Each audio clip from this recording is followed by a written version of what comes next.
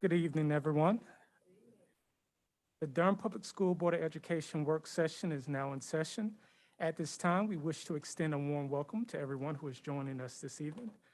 The purpose of this meeting is to inform our parents, staff, and constituents about the work aligned with our mission to embrace, educate, and empower every student to innovate, serve, and lead. Tonight, the administration will be presenting information to keep you up to date on our strategic plan. The interpreters for tonight are Martha Romo Ergiles and Marty Ramirez. And thank you for taking the time to join us tonight. And we will go ahead and move to a moment of silence. Let's all just acknowledge the tragedies that are still happening as it pertains to gun violence around the country. We are in a situation in which Durham Public Schools indirectly, after a football game, there was an incident that took place.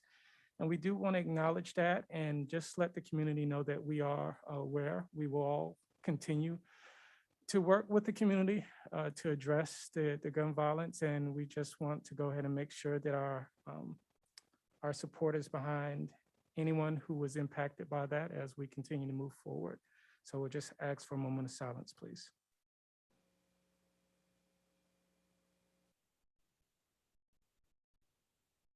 All right, thank you.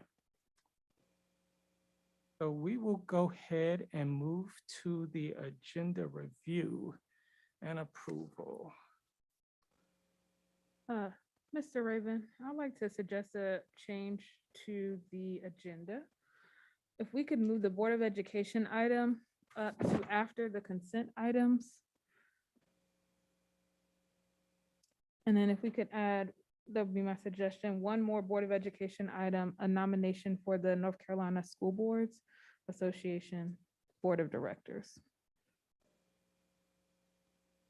And where would you like those to be again? If we can move both of those into after the consent items, so that would become the new number 7.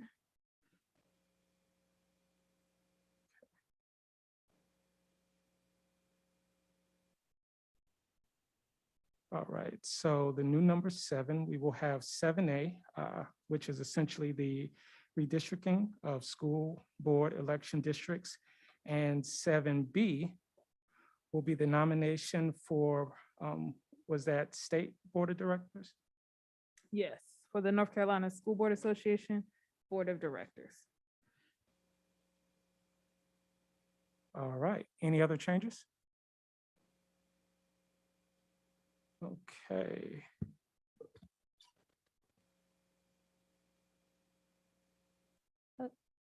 We will go ahead and see if we can vote on again, consensus on this. All in favor?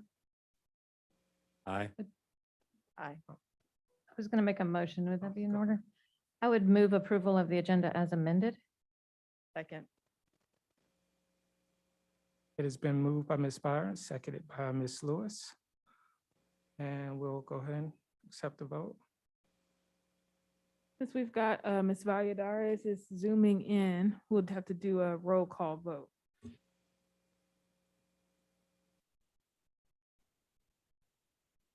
Ms. Valladares, can you hear us? Yes, I vote aye. I'm under the weather, so I apologize to everyone. I got a COVID negative, so I just wanted to say that. And but it's a cold, so thank you all for your leniency and flexibility. Thank you. Mr. Sears? Aye. All right. Ms. Lewis? Aye. All right, Ms. Byer? Aye. And Ms. Umstead? Aye. I vote aye as well. It is approved unanimously.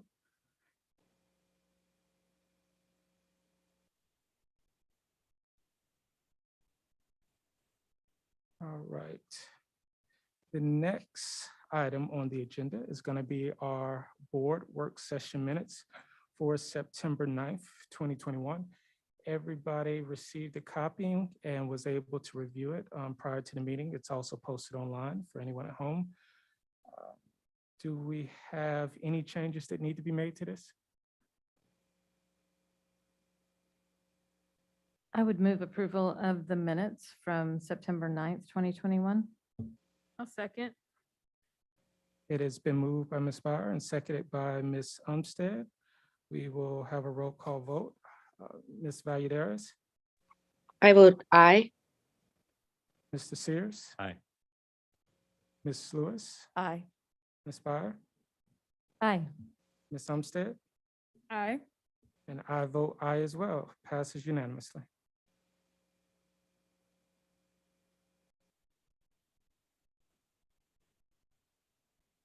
At this point, we will go ahead and move to our public comment.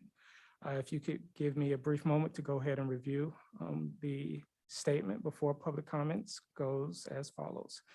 A quick review of rules. First, please state your name. If speaking for an organization, please state your name and the name of the organization.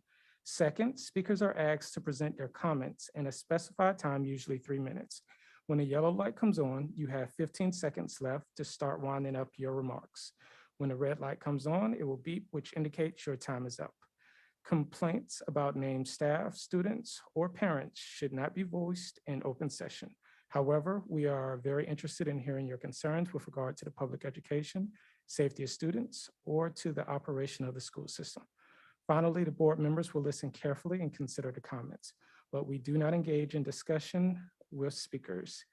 And our first speaker is named to be followed by, let's see, we don't have any speakers in person.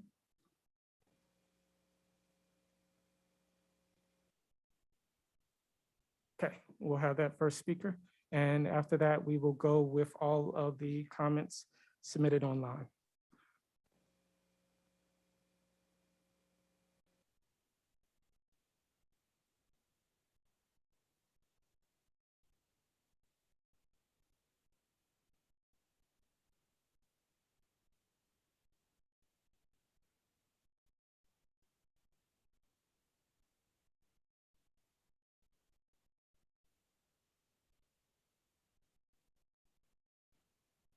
My name is Shelia Dixon. I have a daughter in the 6th grade at Neal Middle School. On September 27 at 11:17, I received a call from her science teacher. Her teacher told me that my daughter had had an accident in class. I asked her, what kind of accident? She replied, she wet herself. I asked her, how did my 12-year-old wet herself in class? Her answer was, I did not allow her to go to the bathroom because I did not allow her to go to the bathroom because the class had a rough day on Friday with the substitute. I asked her, what did the children disrupting her class have to do with my daughter going to the restroom on Monday? She explained to me that she had an issue with children walking out of her class. I asked if my child was one of those children. She said no. I work full-time. I had to get someone to relieve me to go to the school to take my daughter clothes because she peed on herself in her class. I drove from South Square all the way to 98, where I live, to pick up clothes and then take them to the school, arriving almost an hour later. At 12:05, I'm standing in the office at Neal Middle School. My child is in the office waiting for me. This whole entire incident upsets me because my child was wet in class, not a kindergarten class, not a 1st grade, not preschool, in 6th grade. She had to walk from the office wet to wait for me, then walk back to the bathroom wet to change her clothes. I'm so proud of my daughter because she did not get up and walk out of the class like the other teachers, like the other students were doing. I raised her to respect adults, even if she feels like they were wrong. This should have never happened. Our children have rights. The decision of this teacher to deny bathroom privileges as a way of discipline is inhumane. This was an embarrassing moment and humiliating moment for my child. She did remain in school that day, but I write this letter to say that I know that children are bullied and kill themselves every day because of situations not even as extreme as this. And a change needs to happen because this is not the proper way to discipline children. I drove across 3 districts to get to my child in a situation that could have been avoided and caused by a teacher. Our children have rights too, and we need policies in place.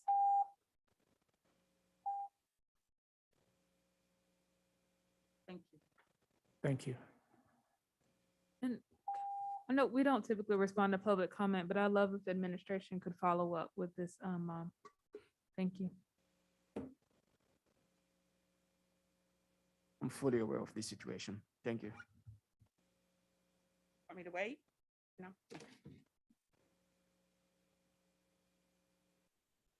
All right, Mr. Sutter, we have some online posted comments. Do you know how many roughly that they are? We have 10. So we can try to see if we can read that full amount within those 30 minutes, All right, or, excuse me, up to the 3 minutes still. up to the 3-minute mark. Yes. All right, Ms. Smith. Our first public comment today, all of the comments submitted were in English. All of them are on the website for further review. The first public comment submitted today is anonymous. Why do we allow students with severe behavior issues to remain in regular classes without any help? How is one student allowed to inhibit the learning of 28 others? It is not fair to my child when a teacher can't do their job because we don't have aids or classes for kids that are unable to contain themselves. When did one child become more important than an entire class? The next comment is from an anonymous teacher. I am contacting you out of concern about the issues that seem to be happening through the IT department. There have been several issues with getting materials and having issues resolved. My biggest concern is that there is a very slow response to help desk tickets that are put in concerning study sync. As an English teacher, this concerns me the most as my students are utilizing study sync daily in the classroom. I have students who are enrolled in my class and still do not have access to the curriculum in a consistent manner due to not being able to access the curriculum on the computer. I have students who can get to the curriculum on a personal device, phone, iPad, or tablet through the app, but they cannot access the material through their Rapid Identity NC Ed Cloud account. This is concerning for several reasons. The phone is a distraction as texts, messages, and other notifications pop up on their phone as they are working. While students also have the consumable reading and writing companion, there are several assignment types that cannot be accessed through that, and it is difficult for students to complete these assignments. The utilization of all pieces of Study Sync ensures that there is equitable access to the various supports and scaffolds that are available to all students online. Students are also unable to have access to the diverse library that is at their fingertips. I have also noticed that there is an influx of changes that have been made to the processing of equipment and various other situations, such as how those tickets are handled. All of our departments are short-staffed right now, and we are all feeling the pinch of it. In an ever increasingly tech-heavy world, I have found that our IT workstation tech is being forced to deal with more and more of these requests as we are short-staffed and the workload has increased significantly. What is not okay is that the students are now being impacted by this. I completely understand that changes are made. It is inevitable. Some changes do not make sense, nor do they make the learning process easier. When inquiring about how to take care of issues for students, I was informed that changes had happened and now the processing of those issues seem much slower and more cumbersome. As an example, I had students who did not have Chromebooks for several weeks due to various reasons, but mainly that there were not enough machines delivered to our school in a timely manner, even after the requests were made. Students are now unable to access their accounts due to the change in process and the inability for those who should be able to help students, and they cannot. I should be able to have our students have a password reset by our media coordinators and not just a tech champion or by a help desk ticket request. This does a disservice to our students as they may have to wait when they can simply just stop into the media center and have our media coordinator and/or specialist fix the issue. This way, there is much less learning time lost and students are able to participate fully in the classroom as well as online if need be. I know that I am not the only one nor the only school that is feeling frustrated with this process. I appreciate all that you do to serve our students of DPS. The next comment is from Clinton Dreisbach of Lazy River Drive. On Monday, October 4th, my 9-year-old son was lost on the DPS bus system. The bus did not stop in my neighborhood, but instead drove by. When I called DPS transportation, I could get no answer for 20 or so minutes. When someone finally picked up, they hung up on me when trying to contact the driver, and I could not reach them again. When I got in contact with the bus driver through my child's school, the driver said my child had been dropped off, which was not correct. When I finally was able to retrieve my child, he had been on the bus the whole time and had been in tears for the last hour. He was shaking with fear because he thought he wasn't going to be able to come home. I believe DPS needs to establish an easy-to-use system for parents to be able to contact transportation and find out where their children are. The Here Comes the Bus app is not enough, nor is it accurate. The next is comment is from an anonymous teacher. How can we have staff fill out the screener each morning and expect them to be honest when the pervasiveness of guilt for missing days is so ingrained in school culture? If we miss for being ill, we burden our team and are guilted because there are no subs. Teachers who go out on quarantine are guilted because there may be close contacts. With all the other stressors of this year, you try being 6 feet away from a child with 31 students in your room.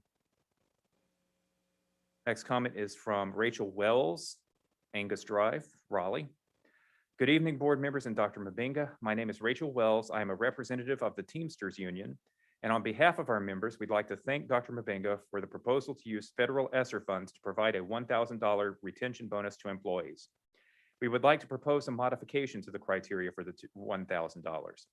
We have been contacted by a few members who are scheduled to retire in December 2021, who under the proposed criteria for the bonus are ineligible to receive.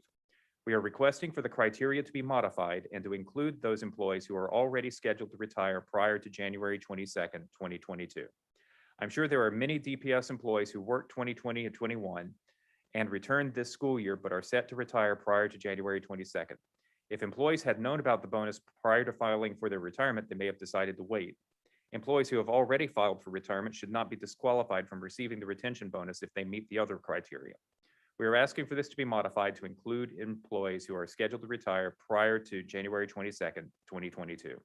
We appreciate your consideration. The next comment is from the returning Camilo Cienfuegos, the late Cuban revolutionary general. Shame on you, school board, for not listening to the Durham Association of Educators this past year. They said loud and clear that if you open schools, disaster would happen. Well, look at how much disaster has befallen our community now. First, all those horrible things we said would happen are most certainly happening. Just believe us. This school board has started a trend by opposing the DAE. Well, now you got the whole community turning their backs on our movement. Thank you, Natalie Beyer and Matt Sears, for your continued and unwavering support. No matter what people say or what evidence they present, you continue to stand in solidarity with our movement. Next is Kathy Whitted from Guest Road. If the DPS school board adopted this recommendation, any retiring staff should be able to receive this as well. I am still working for DPS school nutrition services. However, I will be retiring in the next month. I've worked for DPS for 28 years with very little absence. I worked fiscal year of 2020-21 as a school nutrition manager and the summer feeding program. I have put in for retirement due to the fact that this school year has been extra stressful with the extra duties for my department. School nutrition staff has been unappreciated, understaffed, and overworked. I am the only school in the county doing the Smart Lunch program. I know that I am retiring before January 2022, but I have invested my time and I have trained several employees that have become exceptional managers for Durham Public School. Next is a comment from Keen Al of Fayetteville Road. $1,000 bonus is a slap in the face for teachers, especially when surrounding counties are offering more. Teachers and staff deserve more. Next is anonymous. There are teachers across the district that are struggling. We are struggling to educate our students. We desire and want to educate our students. The result of the pandemic has caused many students to fall way behind in comparison to 2 years ago prior to the pandemic. We are left with the burden of growing our students to at or above grade level when many of our students are at least 2 years or more behind without proper support or help in the classroom.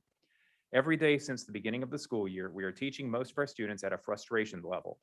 Many teachers work tirelessly to find a way to meet the expectations of our school and school district and also provide the instruction that our students desperately need at the cost of sacrificing our own family, finances, mental and emotional well-being. As much as I love teaching and enjoy seeing my students learn and grow, I am contemplating leaving DPS and even this profession because my mental and emotional and family well-being is on the line. We should not be expected to work countless unpaid or after-work hours and on the weekends just to be able to keep up with the minimal expectations of our job, especially when it does not promote student growth and achievement, especially when we are expected to sit in PLCs majority of our daily and weekly planning time for things that do not help to make sure that we are delivering high-quality instruction to our students.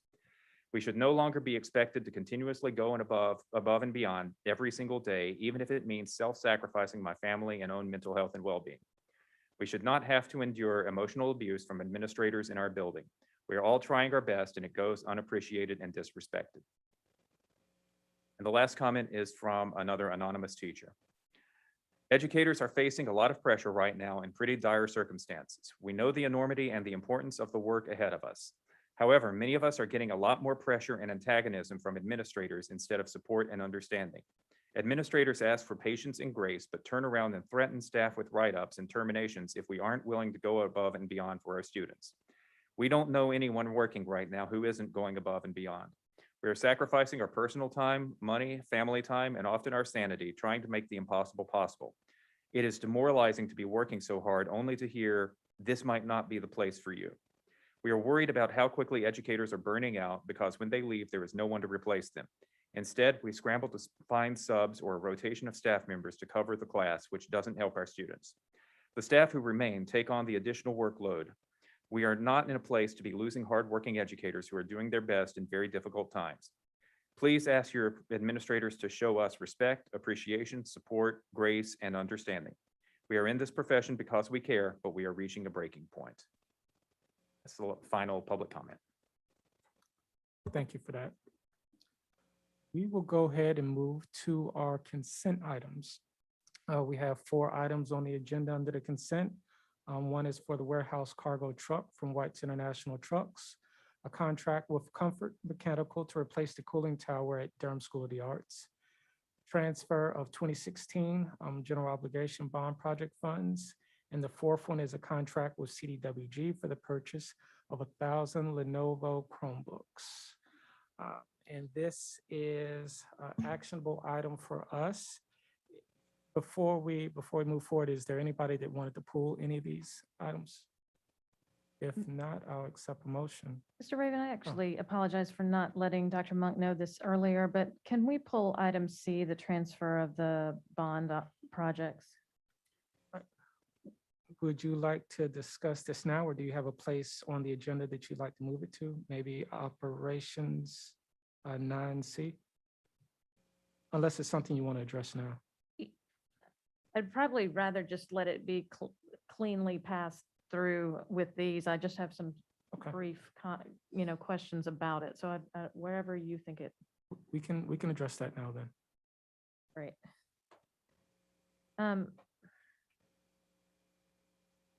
So Dr. Monk, this has 2 items on it for moving money that I thought were relevant to some of the concerns we've been hearing from the community. So you've got playground money and things like that let me find where it is in my packet, sorry.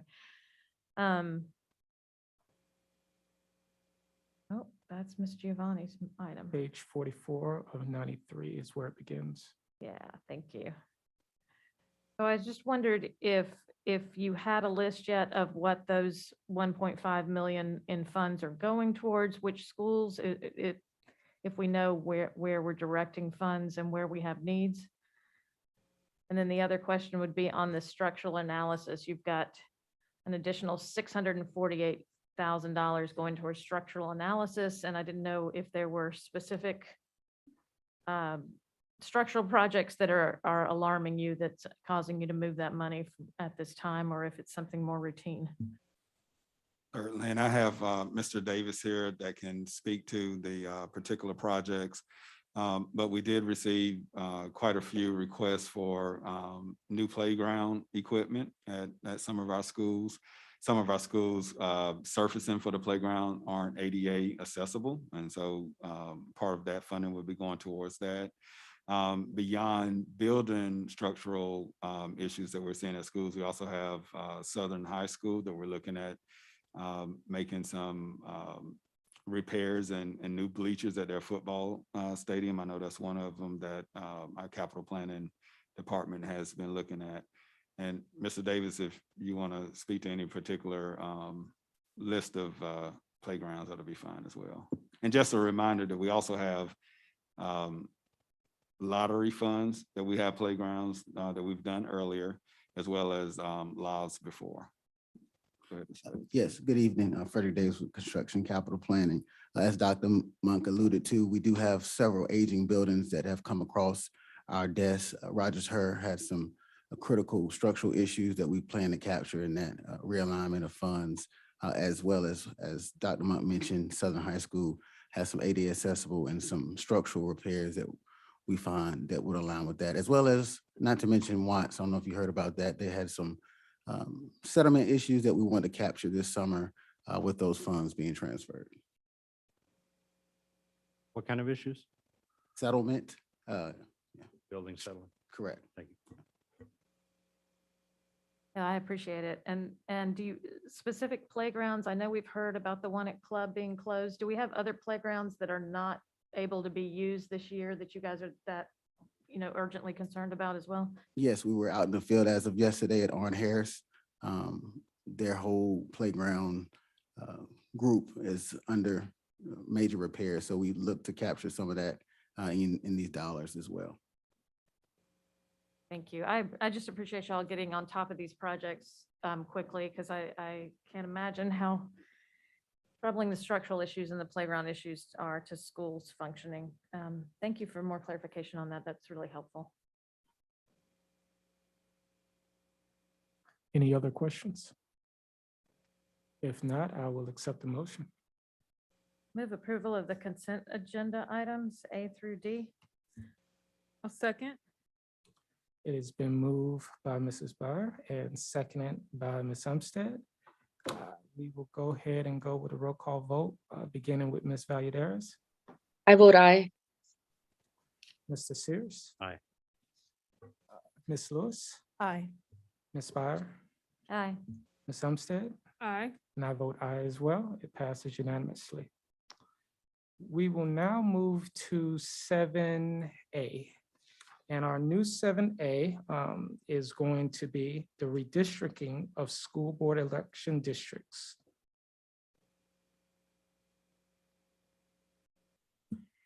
Good evening again, board members. You have seen me twice now at your work sessions discussing the reason for redistricting and explaining the process. And so I am here again tonight to answer any questions, but Blake Esselstyn is here with me, and he is the one who's going to walk through the maps that he's prepared, and I'm going to turn it over to him right now.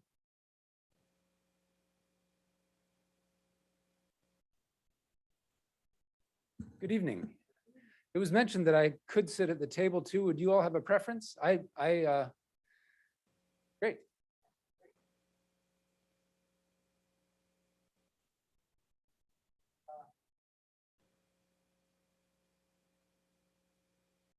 There we go. I have been present with you all virtually from another place at a previous meeting, but it's good to be here with you all in person. And thank you for all the work you do. And if we can get the PowerPoint slide up, the first slide.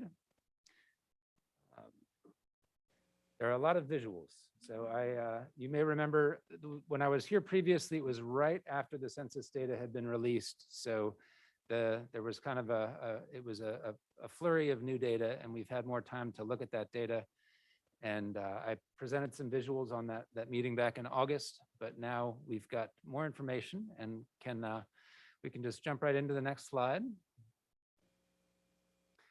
And so this is similar to a slide that I think I showed, just a very, and I'll just go through a bunch of these, which are similar to what you saw in August, showing how varied the population growth was around the state, or population change, I should say, because there was growth and reduction. In fact, more than half of the counties saw a reduction, even though overall we had more than 900,000 new people in the state. Next slide.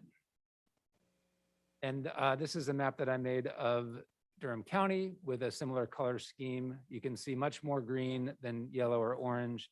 And in the case of 4 of these orange tracts here are actually tracts that were divided. So that actually, those areas do not represent a loss, but we can see how much growth there is in Durham County. And I know this is not news to anybody. Folks are aware of how much construction there has been, and certainly within the school board, you're aware of the additional demands on the school system. Next slide, please. Folks may remember too, this 3-dimensional map also just giving another way of visualizing where the change has been. And again, I've circled those orange areas that are maybe mischaracterized because they had been divided in half. Next slide. So our challenge has been to look at the existing 4 districts with the understanding that there's also the grouping, the consolidated districts, and to bring these areas into substantial population equality. And again, I know Deborah has mentioned this before, but what that means is getting the populations of each of the 4 districts to within 5 plus or minus 5% of the ideal district population. And so folks are probably familiar with this map. And we've certainly been looking at it a lot as well. And these colors are going to stay consistent throughout the presentation. And if we can go to the next slide, here the colors are visible on the left. And you can see that districts 1A and 3B, which are shown in green, have the deviation. That's the final column here. That deviation is within plus or minus 5%. So in other words, 1A and 3B do not have to change. District 2A's population is a little bit low, and District 4B's population is a little bit high. If we can go to the next slide.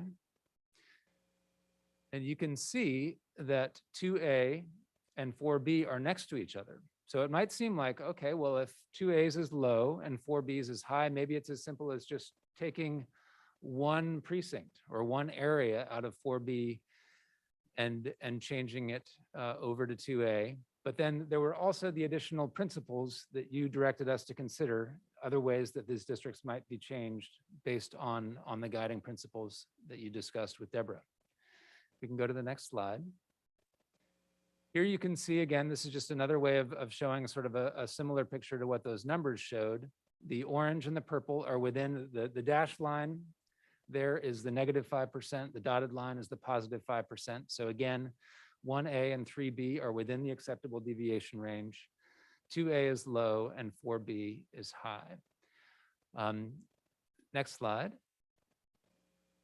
So these are the guiding principles that were identified in a previous meeting. So the first thing, we have to meet the legal requirements. And the primary legal requirement is the population equality we've been speaking about. There's also making sure that everything is consistent with the Federal Voting Rights Act.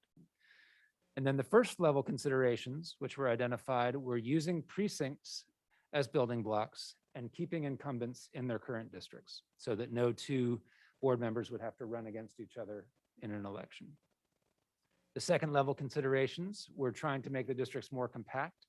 I believe it was precinct 48 that was identified as one that sort of stuck out in a way that prevented it from having a compact shape.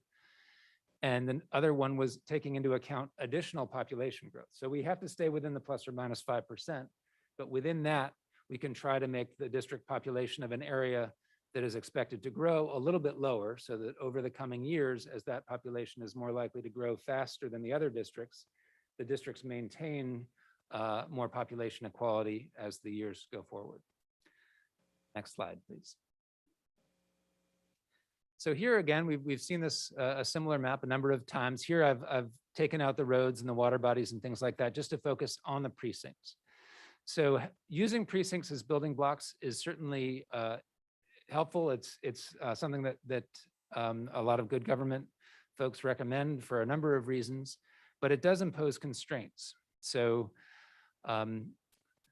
we can see this a little bit better with a subsequent slide. I think it's the next slide where I've changed the labels a little bit. If we can go to the next slide. So here where the labels are actually shows where it's the precinct, the label is on the precinct where the incumbents live. So this gives you a sense of this might help identify some of the the constraints that come into play. I had talked about how a simple first move might be to take a precinct from the yellow, from District 4, and add it to District 2, the green. But you can see that the one that shares the most area with District 2 is actually where the incumbent for District 4 lives. So that would be going against the principles that you described. And then picking the one to the northwest, above and to the left of that, would also then separate, it would sort of divide District 4, because that precinct to the above and to the left of the one where the District 4 board member lives, you can see it goes all the way from the county boundary over to District 1 and would split District 4. And that's true of a bunch of the other precincts in District 4, in the yellow district. You'll notice that they, taking some of those precincts into a district other than District 4 would break up District 4. So this is where the puzzle stuff starts getting fun, and you have to kind of think through what the options are available and what the consequences of moving things around are. So we can come back to this slide because it may be helpful again to understand some of the choices that I made were strongly influenced by the location of where the incumbent board members live. Next slide, please. These numbers may be hard to read, but I just draw your attention maybe to the large purple precinct in the lower right part. Oh, thank you. That's great. You can see that these precincts here are labeled with the percentage that precinct is of the ideal district population. So for example, that large purple precinct, which has 19.2% on it, that one precinct alone is 1/5 of the population of an ideal district.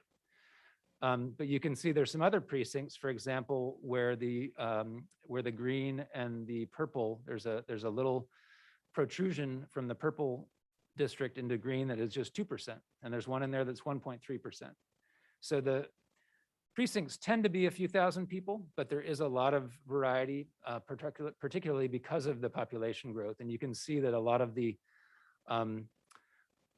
precincts with more population tend to be south and east of downtown, which is where a lot of the growth has been. And in my conversations with folks at the planning department, that's where more growth is expected to be coming in the coming years. That's where a lot of the water infrastructure and things like that are being extended for additional growth, additional development in that area. Next slide, please. And we're about to get into the actual plan drafts, I promise. I just wanted to kind of set the stage here.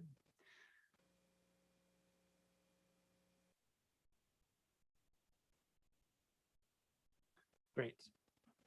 And the little Zoom talking window is obscuring the label, which is fine.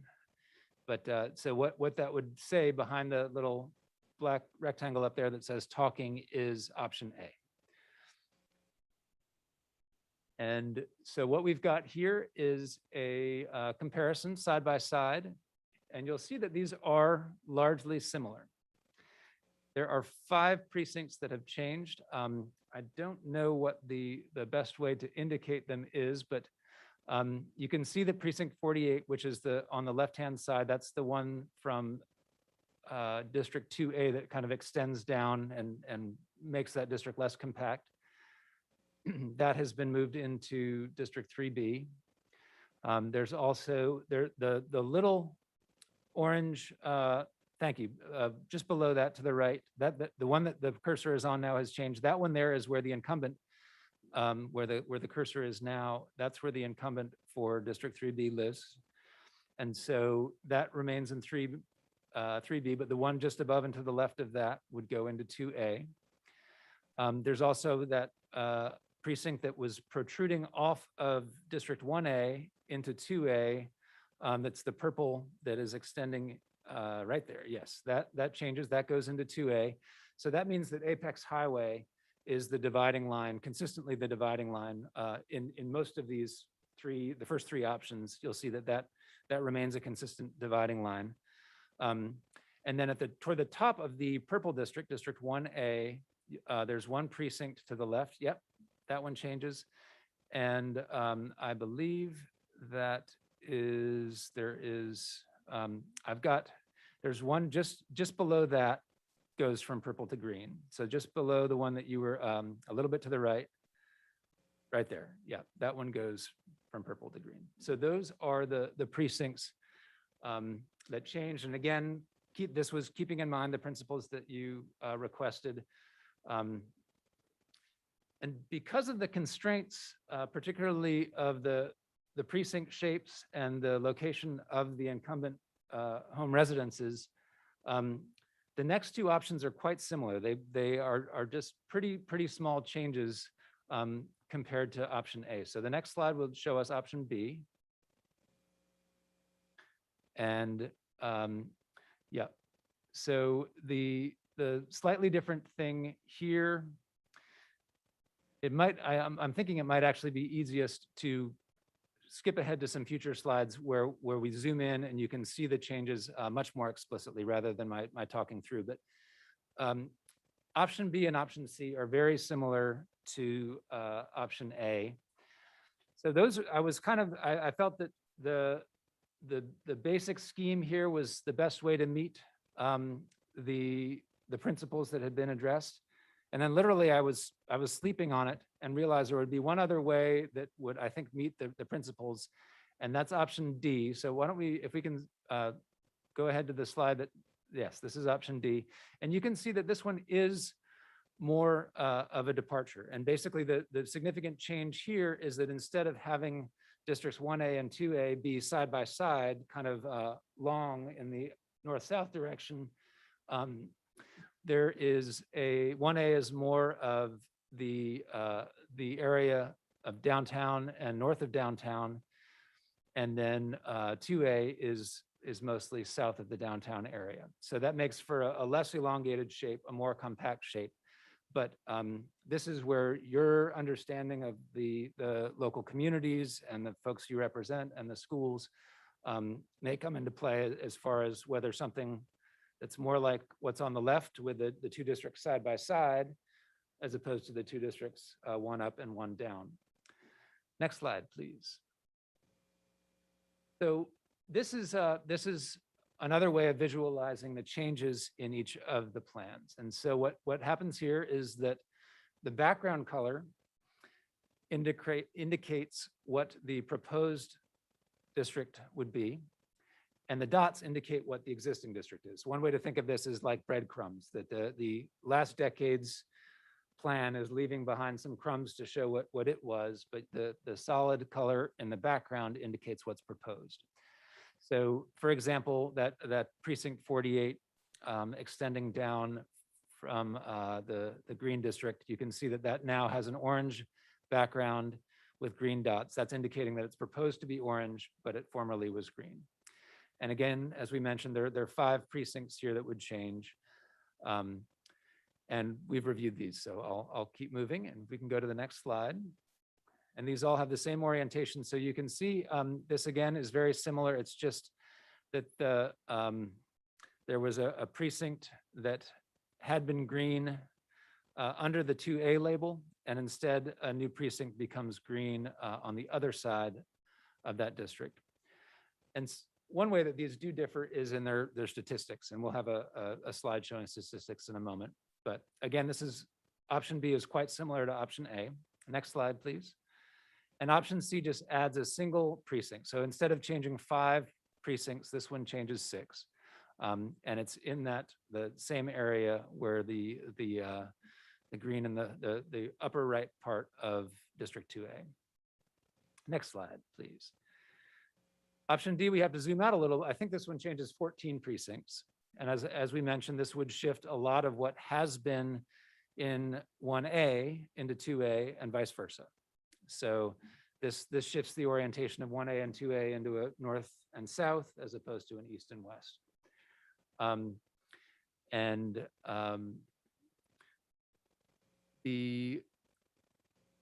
There are some other changes that are similar to options A, B, and C as well, but that's the most significant departure. Next slide, please. These are the statistics.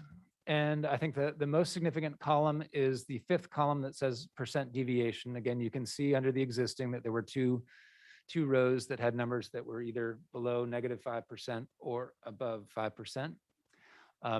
But then going down through these other options, all of them are in between plus or minus 5%. Option A was in trying to do sort of the minimum amount of change, did not get the as many of the districts closer to equality compared to some of the other drafts. You can see, for example, draft option B, no one district has more than 1.38% deviation. And again, the districts that have part of their area in that southeast, the area south and east of downtown Durham is, efforts were made to put that a little lower so that those could then absorb growth. For example, 2A in draft option D is -2.78%. The next slide, I think, has a link to an interactive map. So there's also a map online that is available for anyone to look at. We also can bring it up here if it would be helpful to zoom in and look at specific areas. You can search by address. And that is available if it makes sense. I don't think I don't have any need to look at it, but as I said, it may be helpful as part of the discussion or questions. And thank you for your patience as I went through all that. Board members, you've heard the presentation. We'd like to go ahead and open the floor for questions. Ms. Spire and then Ms. Lewis. Thank you for all of the work on this. And it's helpful to actually have you here and at the table with us to walk through this. As you did this work, I think there are a couple precincts that are so big, they're going to be split in the spring. Did you take that into account? I did not. I have not been in communication with the Board of Elections about any precinct splits. But any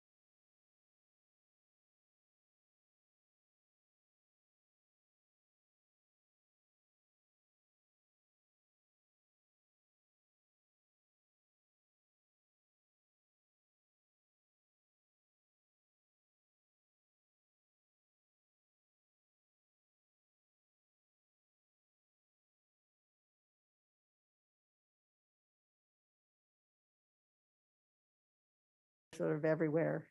It might take you a little longer to work through it. If you can work through some of that tonight and decide which one or two to put forward, great. Thank you. That's helpful.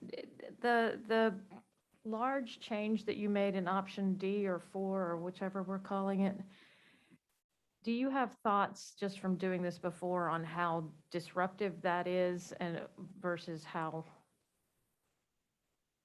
Yeah, I mean, is that too much change just for change's sake? What's the benefit for that much movement? That's why I struggle with that one the most. That's an excellent question, and different folks would give you different answers as far as some may say that there's going to be turnover on the board anyway, and the person that they're voting for is likely to change over the course of the decade, and you know, people might have an identification with a district number, but probably a lot of people, you know, are more likely to identify with the person that they voted for. But as the people who are serving on the board change, that becomes less of an issue. So thinking in the long term, that's one argument, but there's also certainly the argument people would make that the less the map changes, the less likely people are to be confused. So I can see both sides of it, and I don't have a recommendation one way or the other. Thank you. Thank you for walking us through these presentations. It's really helpful to see. First, a build up on how you got to where you were with the maps and then the different options. I definitely appreciate that. So looking at maps 1 through 4, 4B continues to be a large area geographically. And I'm wondering if you could do the interactive map and show where schools exist within those districts. Absolutely. If Ms. Smith can bring up the interactive map, there is a layer that can be turned on that shows all the schools. They're color coded by whether it's a middle school, high school, elementary school, et cetera. So I don't know if you have a particular interest in some jurisdictions. Folks seem to, there's more of a kind of identification with high schools and middle schools, but we can look at all of that. And while she's pulling that up, I might just piggyback on Blake's answer from a minute ago that some jurisdictions that we are working with have given us explicit instructions to change the current districts as little as possible, to maintain the core of those existing current districts. And that was not something, that was something that we talked about last time, but it wasn't an explicit direction that was given to us. So I think you see how different it looks from sticking with the core of the district and making minimal changes to doing a very different looking map. And that might be something that you want to keep in mind when you're deciding what to put out there for public comment. Do you want to take one that's very similar to what you have and then one that departs from what you currently have and see if there's public feeling one way or the other about that? A good idea. Thank you. so on the left-hand side in that menu, the top layer is school locations. And if you check the box to the left of that, all those dots show up. And then if scrolling down in that menu on the left-hand side, or the table of contents on the left-hand side, we can then check, the first option is the existing districts. And then if there was you were talking about District 4B in particular. So if I don't know if there's a particular option. And one thing that's maybe worth pointing out here too is if you actually turn on 2 layers at the same time, they're semi-transparent. So if you were to, if Ms. Smith were to click on option B, for example, at the same time, and maybe scroll back up and turn off the schools, because I think it adds a little bit of clutter. Perfect. For example, if you look at the precinct 48 that we keep talking about, it's not quite as bright green. And it's a little, I think maybe it's a little bit easier to see on the upper screen as opposed to the big screen. But you can also see it very clearly in the district that's a little yellowish purple or purplish yellow.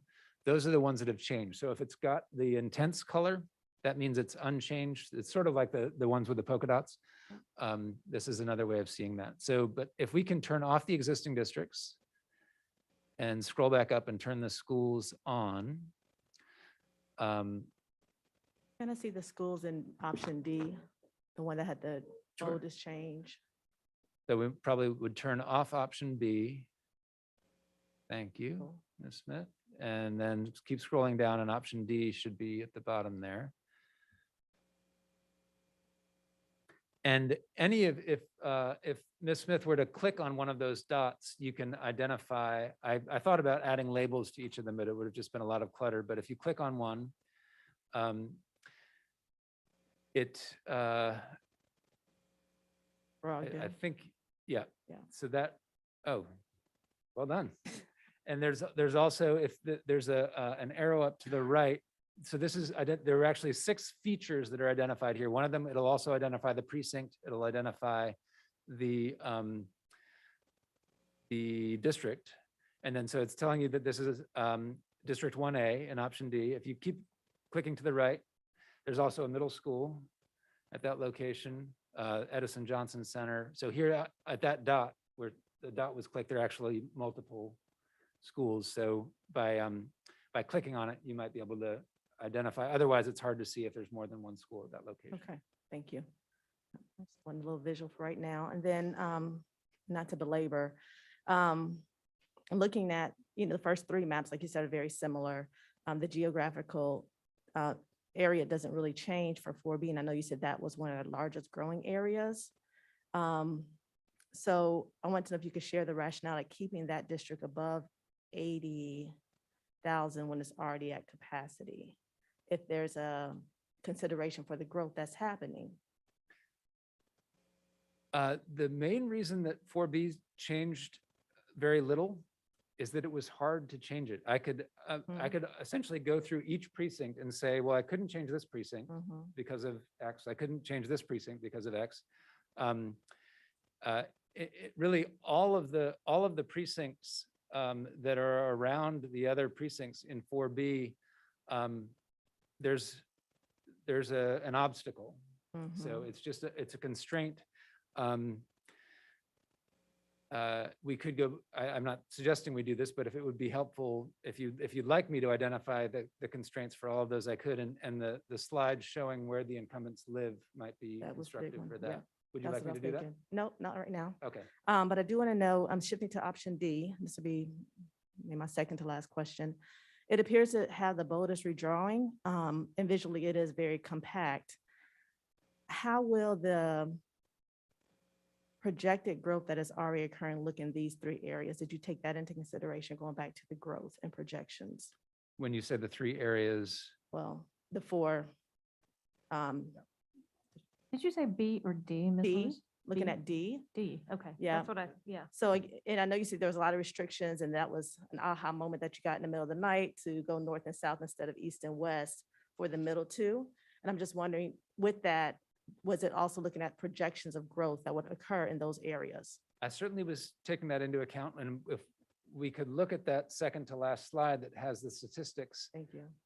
that might be helpful. I think that was the one where I pointed out that 2A was among the lowest because 2A is a significant part of the southern area of the county.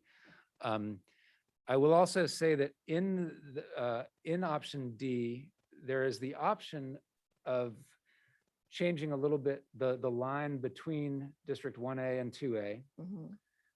But as it is now, it's basically 1A, and I apologize, I'm blanking on the name of the major road that runs right by the stadium and the American Tobacco campus, and that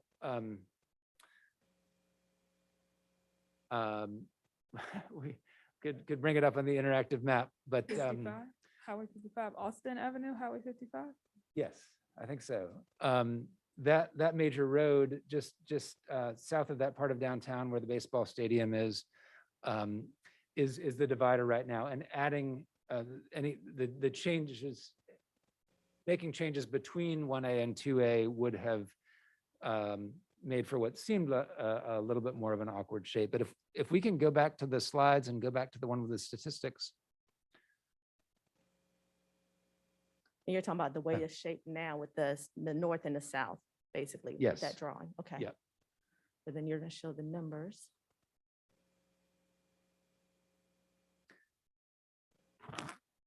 And part of saying that is that if there were a desire to make changes in the numbers, but so we're looking at the fifth column in draft option D.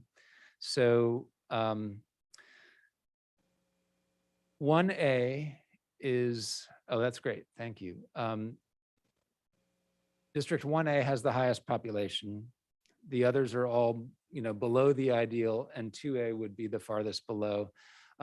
You can see that District 4B's population stays the same in all of them.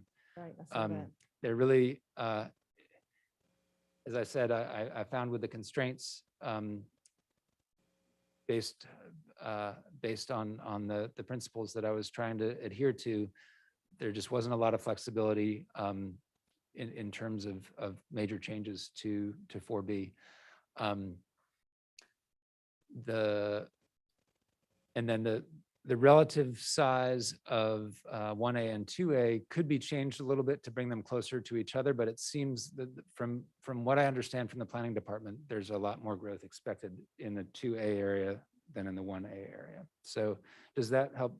That answer does your help. And question? that was one of my concerns is I did see the 81,000 that stayed. And what I'm hearing is there were constraints based on the criteria that we set forth. I do like the boldness of option D, but I do wonder about and you may have answered this already, but did you consider the historical neighborhoods, communities of interest, and school eligibility zones when preparing the map? What I think I might have heard you say was that would be for us to discuss, as those are some of the finer details you may not have known about the communities. That was not identified as one of the guidelines I was Gotcha. asked to consider. Okay. So I did not. Okay.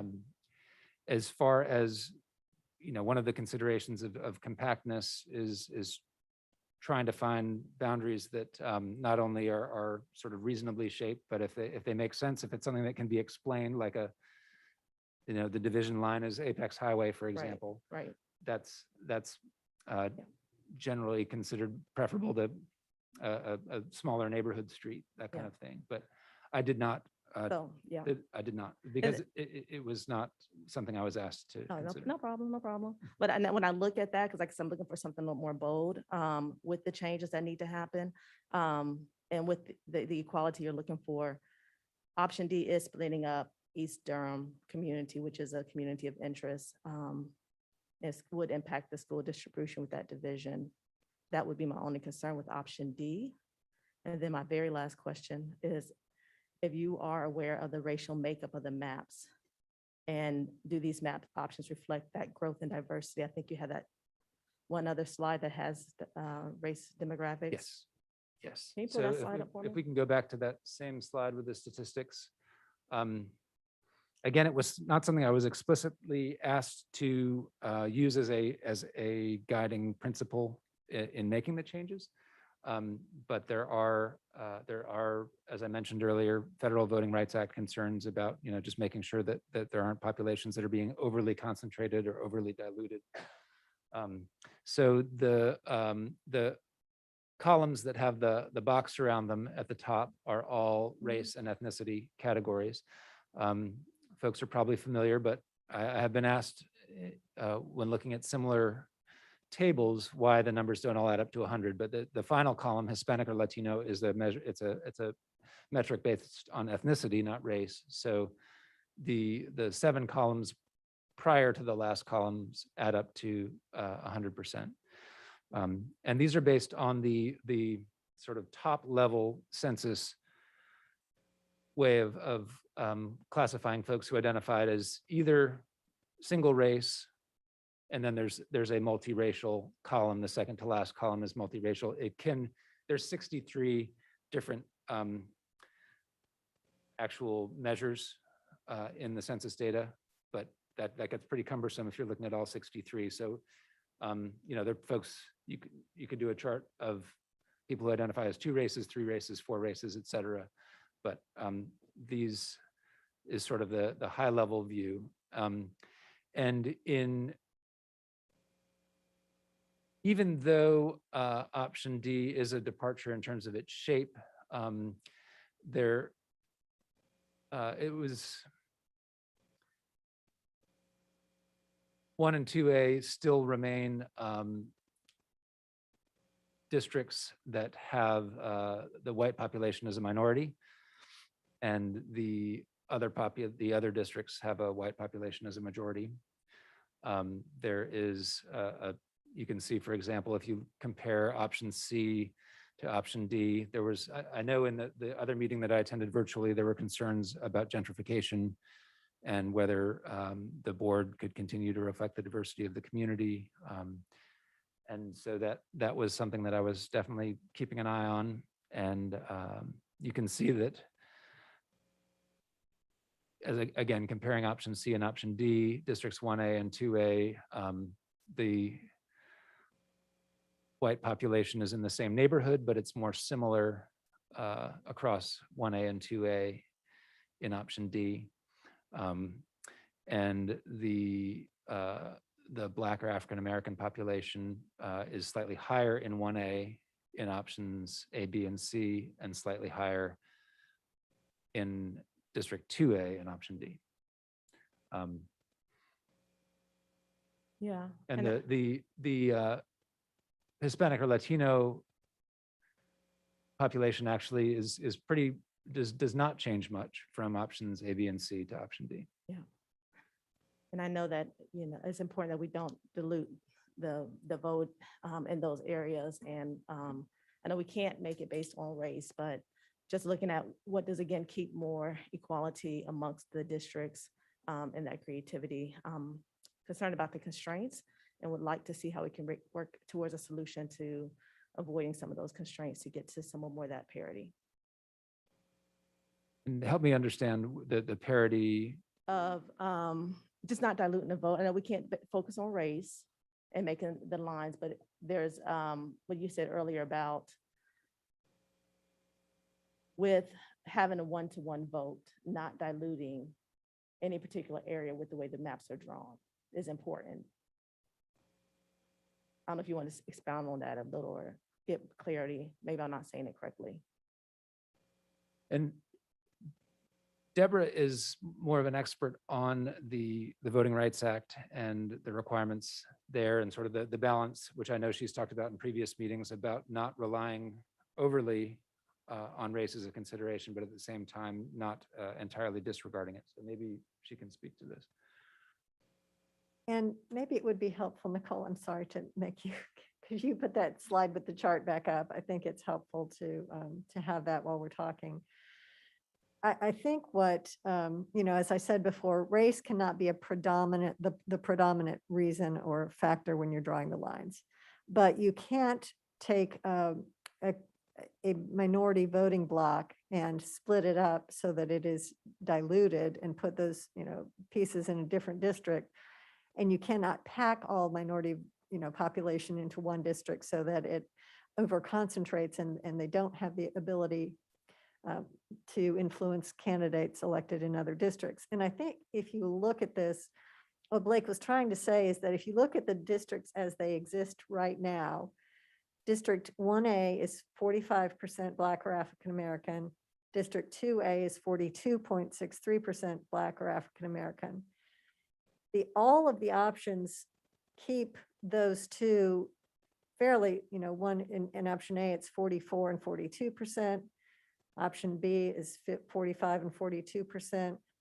Option C is 46 and 41%.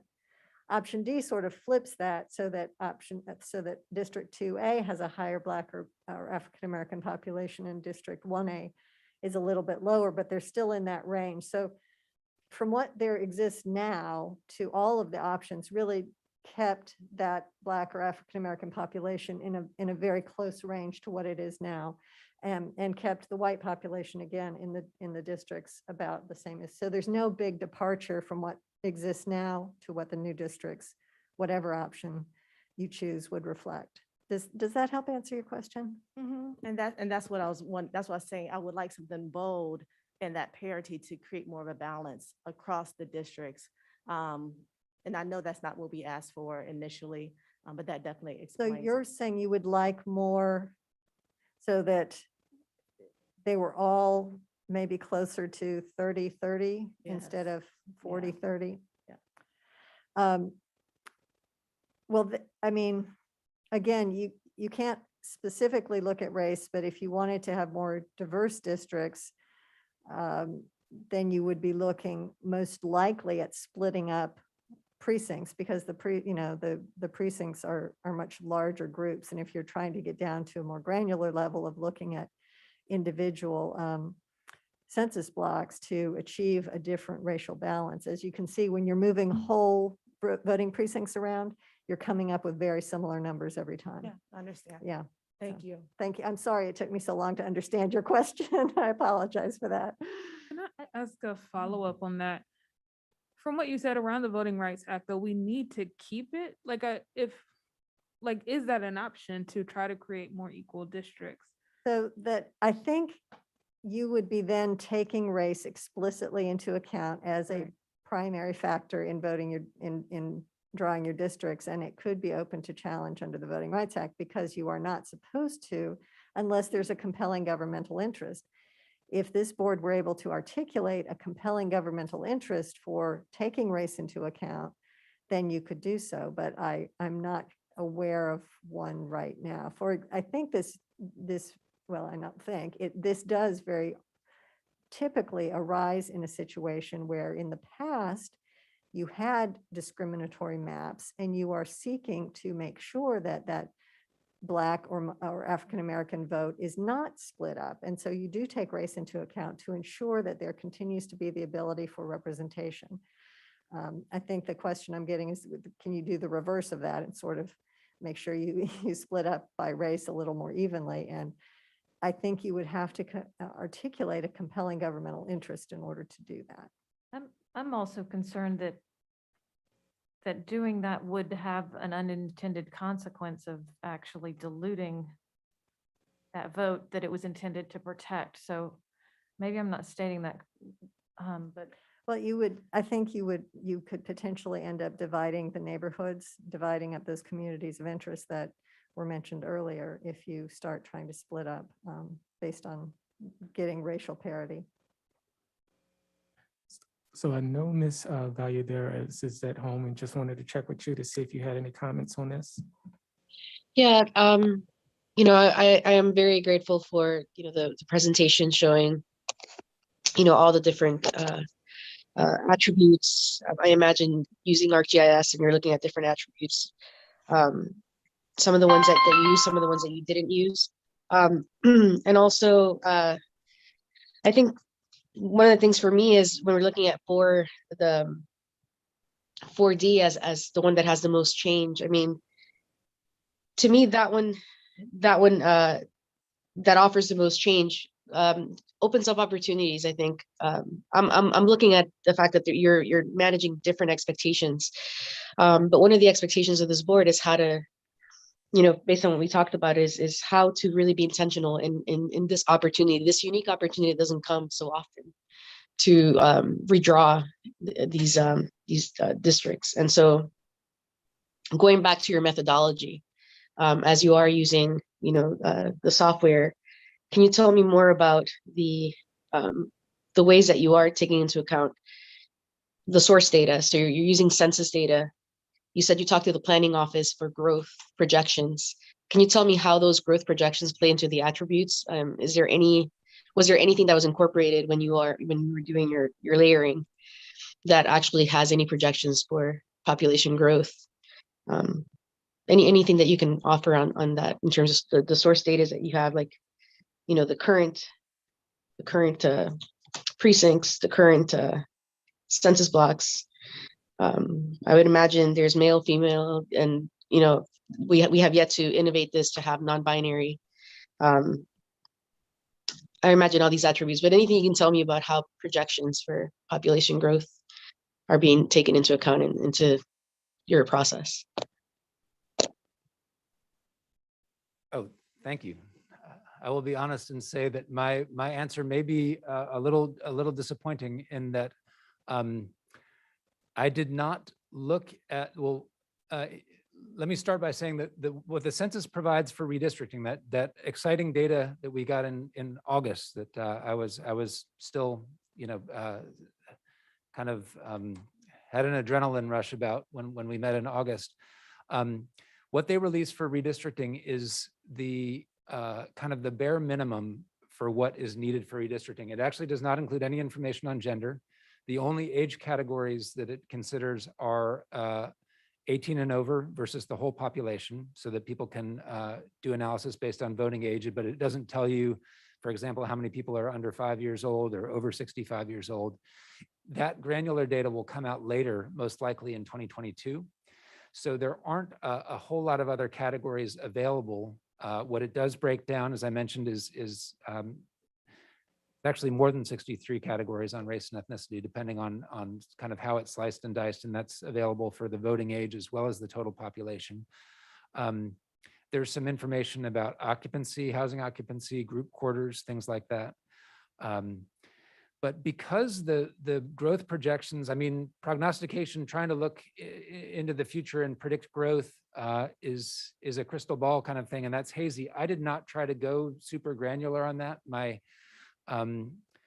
The conversations, the communication with the planners was very much a broad brush about where, as I mentioned, where the infrastructure is being put in that would support a lot of new development, where the zoning is in place to also support increased residential development. And then had there been other guiding principles that had been identified by the board, things, for example, about neighborhoods. I might have brought in maps from the municipal government about neighborhoods or land use or zoning categorizations or historic areas or things like that. But honestly, the principles that were identified about compactness, using precincts, keeping incumbents from being paired, and I'm blanking on the fourth one, but none of them really necessitated bringing in other data. So that's a long way of saying, even though I know the capabilities of the software to bring in a bunch of attributes and do extensive quantitative analysis or visual analysis, that was not a part of the process. Thank you very much for your for the details you provided on that. Do we have any other questions? Yes, I do. I have one clarifying question for you, Ms. Lewis. You mentioned school eligibility, and I just wanted to understand what you meant by that. Not necessarily school eligibility, because I know we're talking about our magnets right now, but more where do they lie on the map geographically? And there's a lot of course, in the city, schools. So I just wanted to look how it mapped out on option D. So, and I can now play with the interactive map and do that. I was just curious what, I guess, that role plays for you. We've often talked, we have schools within our districts, but because of our magnets, folks live all across Durham. So I was just curious as to kind of where that lies in your list of priorities or values.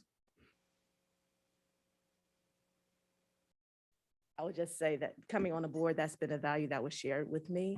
And I just would want to know more information about why is it that we do work within the whole district. Now, what you're saying is the magnets, but that's just, again, has been shared with me that that's this board's value. Thank you. Sorry, I just some clarifying questions. Thank you all for these options. I think it, like you said, had to be challenging as you're navigating through our guidelines and how we all live so close to each other's lines. Like if you could share, I know you don't need to go through every precinct, but just a few of the things that made for so challenging to move.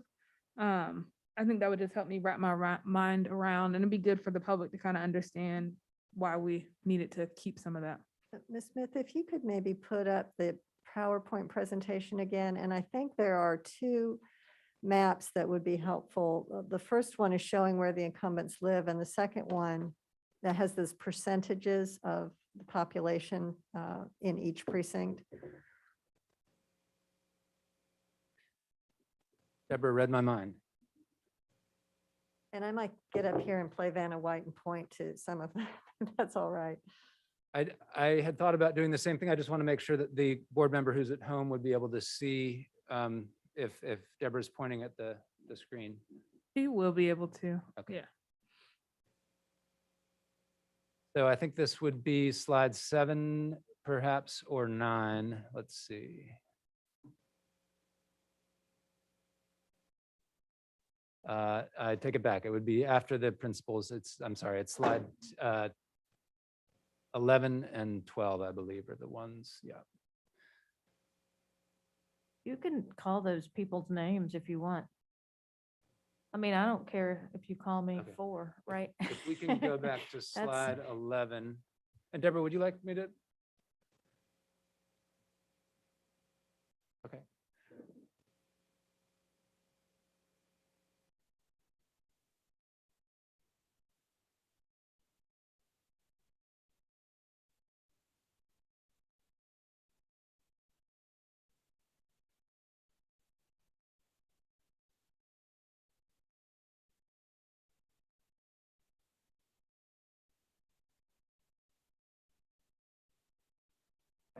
We do need a mic for you though, so that might make it a little challenging.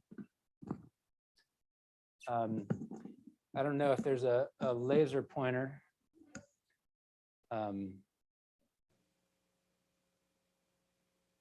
I can repeat, like if people can't hear Okay. it, if you say something, I can repeat that a little bit.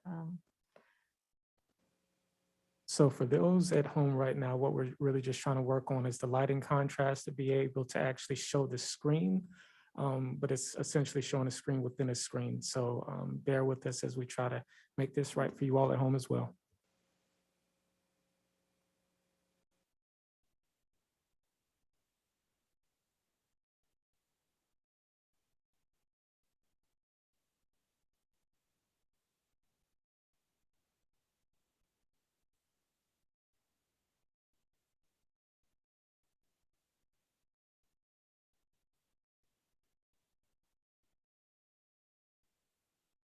And this works. I mean, it'd be nice to have it be full screen, but I think this I can still communicate. I know sometimes I use Shift F5 when it's on the slide that I want, and I want to start the slideshow at that slide, holding down Shift and F5 if you've got a PC.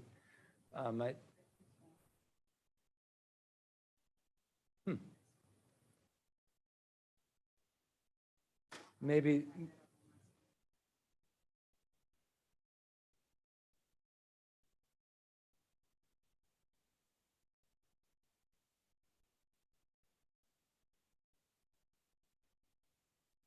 We can just show the presentation. We just won't be able to point directly to it. I mean, you could do it for us internally. We could see it, and we'll just have to talk to that a little bit more.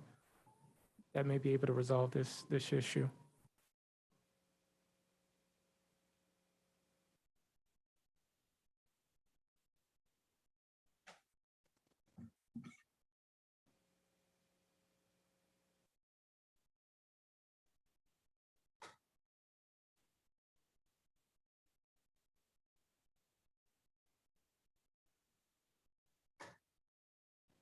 I just work with what we've got here.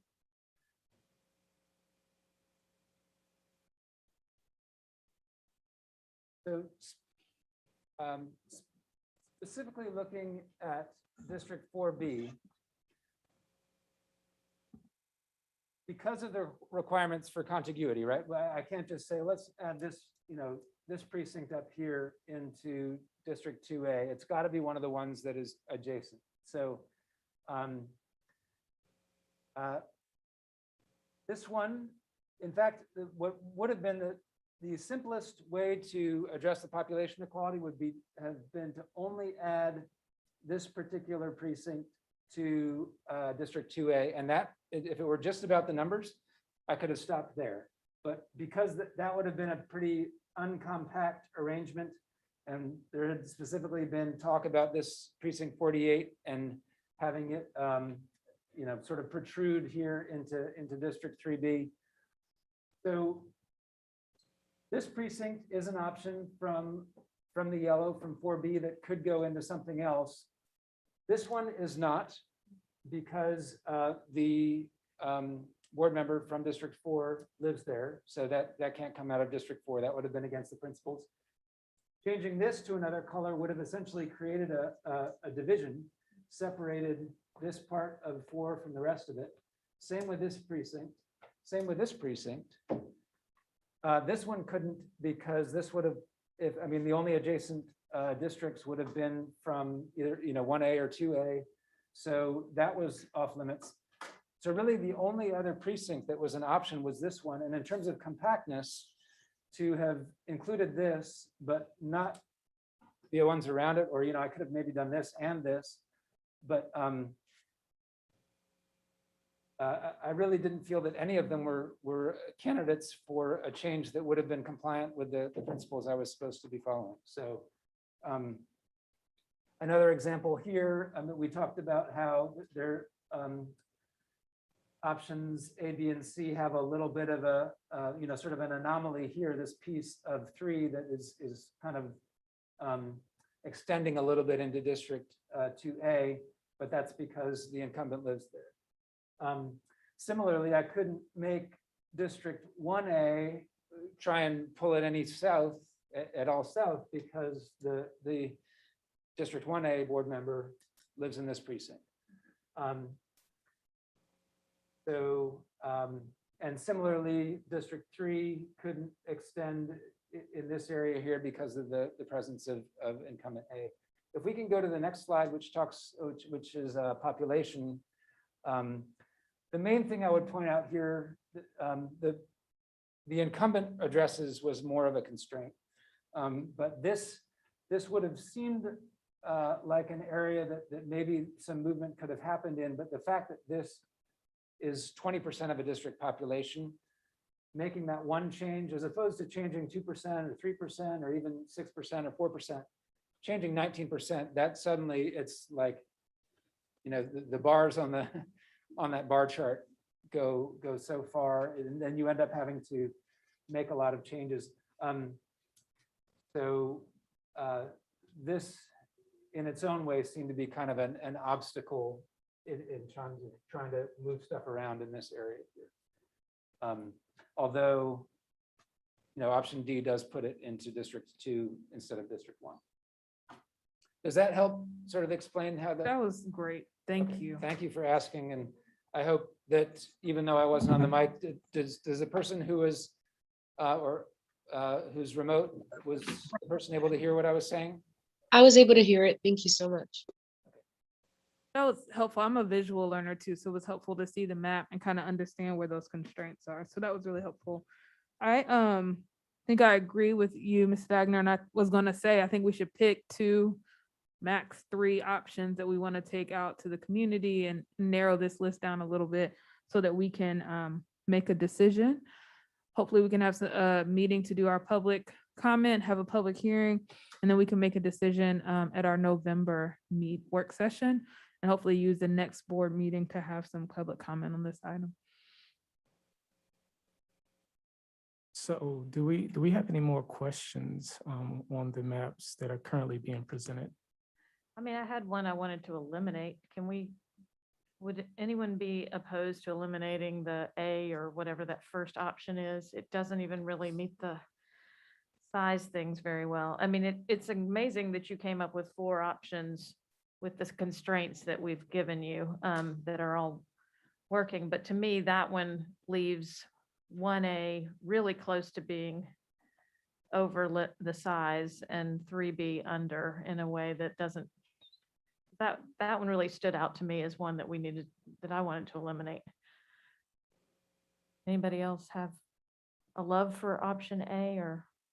share that? I didn't know if everyone was done with the presentation before eliminating. Yeah, and I don't have any objections to that. The one thing that I would like to do is if we could display the other map that I had worked on, if we can actually show that on the screen.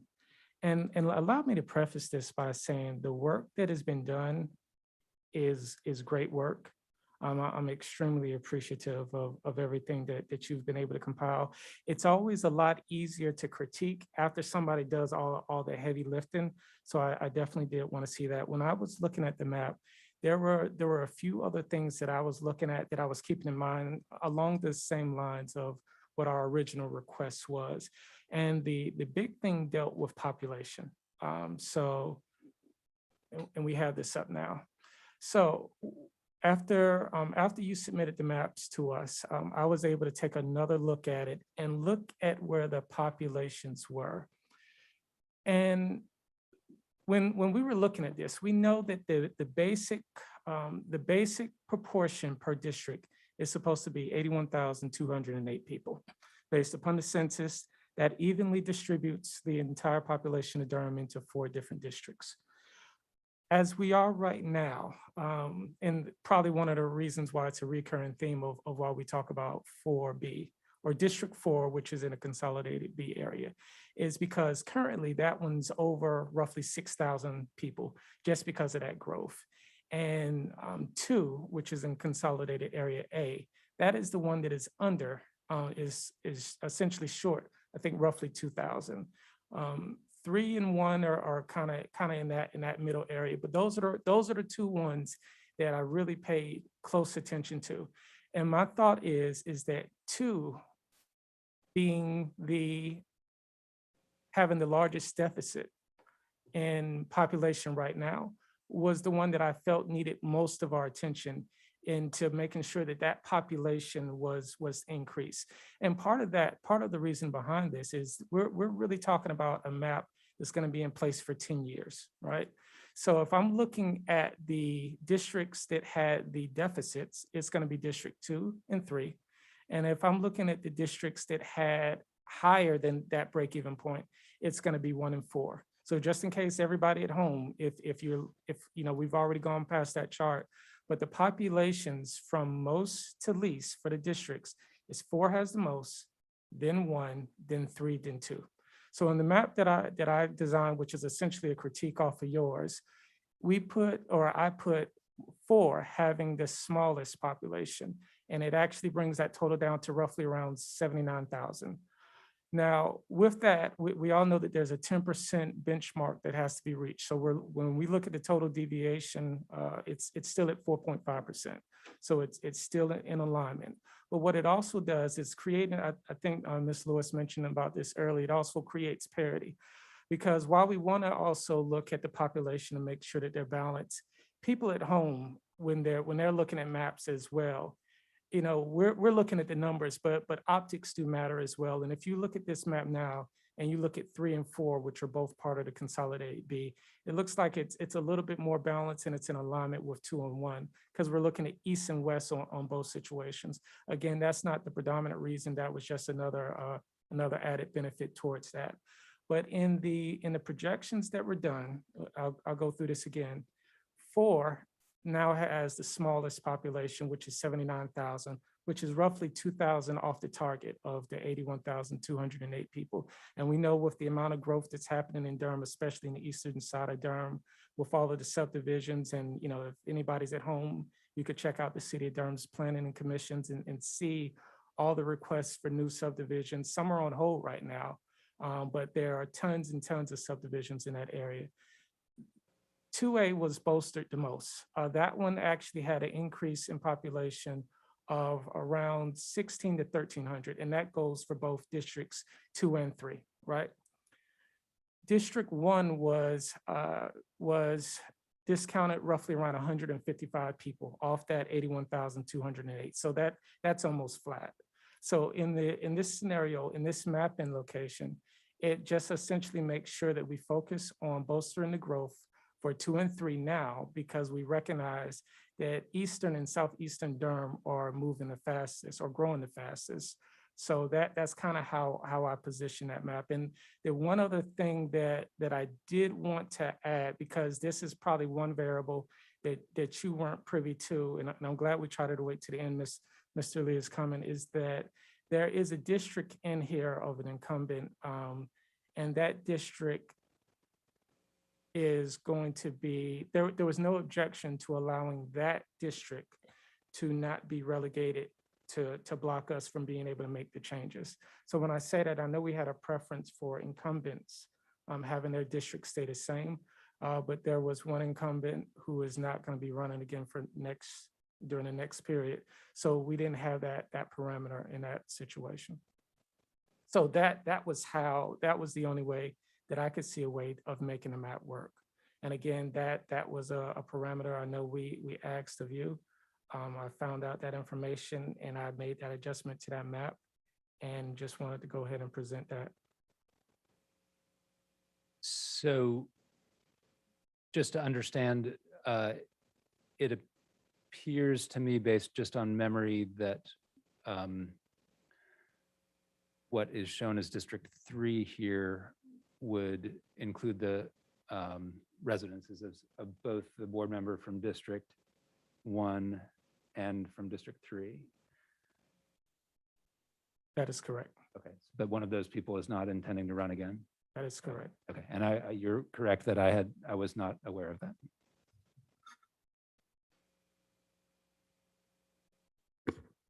Is that good practice, though?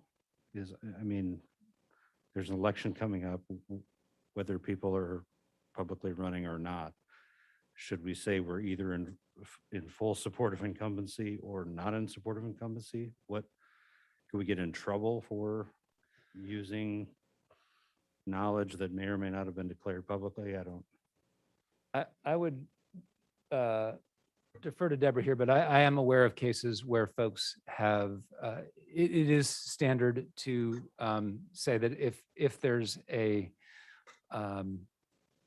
incumbent who is not planning to run again, that person can be taken kind of out of consideration, because the concern is that you would be making two people run against each other in the same district, and if one of them's not planning to run, then that goes away. Is that fair, Deborah?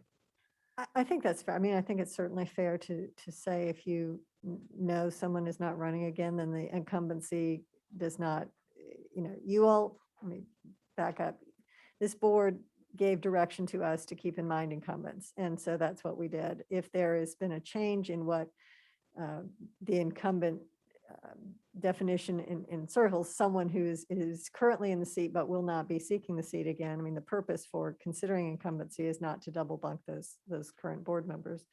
So there's nothing wrong with considering it. The question is, this has been a commitment to do this in an open, transparent way and make sure that the public has knowledge of what the board's criteria is. And so that would be what I would just remind you all that you had committed to in this process.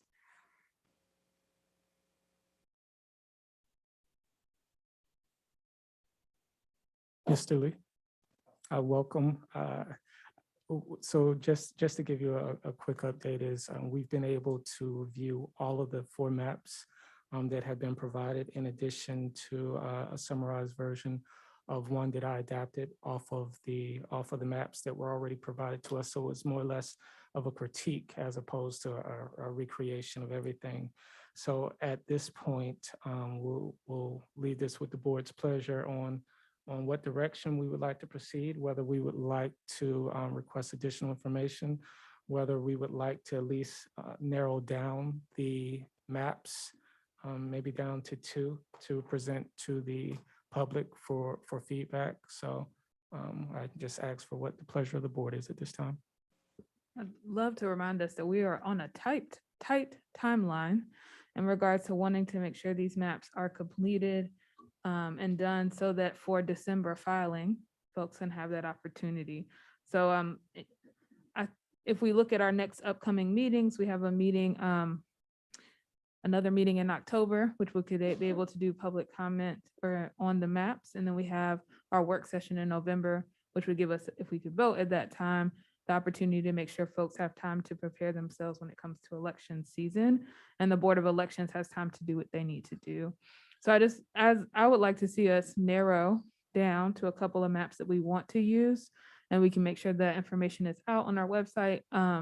Public can respond to those so that we can stay within our timeline.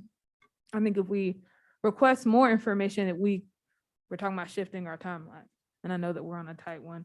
So I do think we did lay out some guidelines. We laid out kind of our values and where we want to go. So I hope that we can figure out what our options are going to be tonight. I think I like keeping option D as something that's different, for sure. And I think I agree with you, Ms. Byer, about taking out option A because it keeps the highest percentage in the population, something you said earlier, that it doesn't address some of the population where we know the most growth is that's coming. So I'll ask a quick question. We have 5 maps, essentially A, B, C, D, and E. Would it be helpful if we just kind of go round robin and see which board members would like to remove, let's say, maybe at least 2 maps, to see if we could find some consensus on. Mr. Evan, 100% like commitment and thanks and everything for your mapping work and all your dedication to this and your creative approach to kind of just tackling this project. I mean, 100%, I appreciate that. I don't, without having the data district by district analyzed by the experts, I don't consider it yet at the same level of map ready for consideration by this board yet. If we want to invest and do that and, see if it meets the other goals and is the compactness that we talked about meets all the legal parameters, and then have the data to compare it, I think it would, be worthy of consideration. I just don't see it at that level yet. And I know you talked us through a lot of numbers, and you let us know ahead of time, but I'm looking at this chart, and I like to have them in front of us, and I like to have the experts kind of weigh in on them as well. Ms. Lewis? I guess that was gonna be my question. Have you had a chance to look at the other option? Did you have any feedback about that at this point, or would more time be helpful?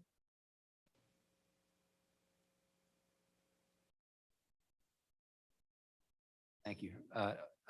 Very brief looking at it, and not in terms of actually plugging it into the software and looking at the statistics or anything like that, just sort of a visual analysis. And I did have a question about the compactness, maybe to you, Chair Umstead. That was a value that we put forth that has created some challenges with Area 4. And as we don't have specific schools, as we support all of our schools in the district, what is important with that value for compactness, in your opinion? I mean, I would look to us as a board. We offered that as the guiding principle and wanting to keep the districts compact. I think some of that is around also keeping this simple for folks. It's not confusing if we have a lot of districts that are inside of different ones. But I would ask, the board made that call to have that one of our guiding principles. Does anybody have any feedback on that? Again, I'm one of the newer ones to the board, so trying to learn. Yeah, I think it speaks to the chart that I saw, with the percentages. I looked at the first two columns more than the others, white and African American. And, neighborhoods bleed into neighborhoods.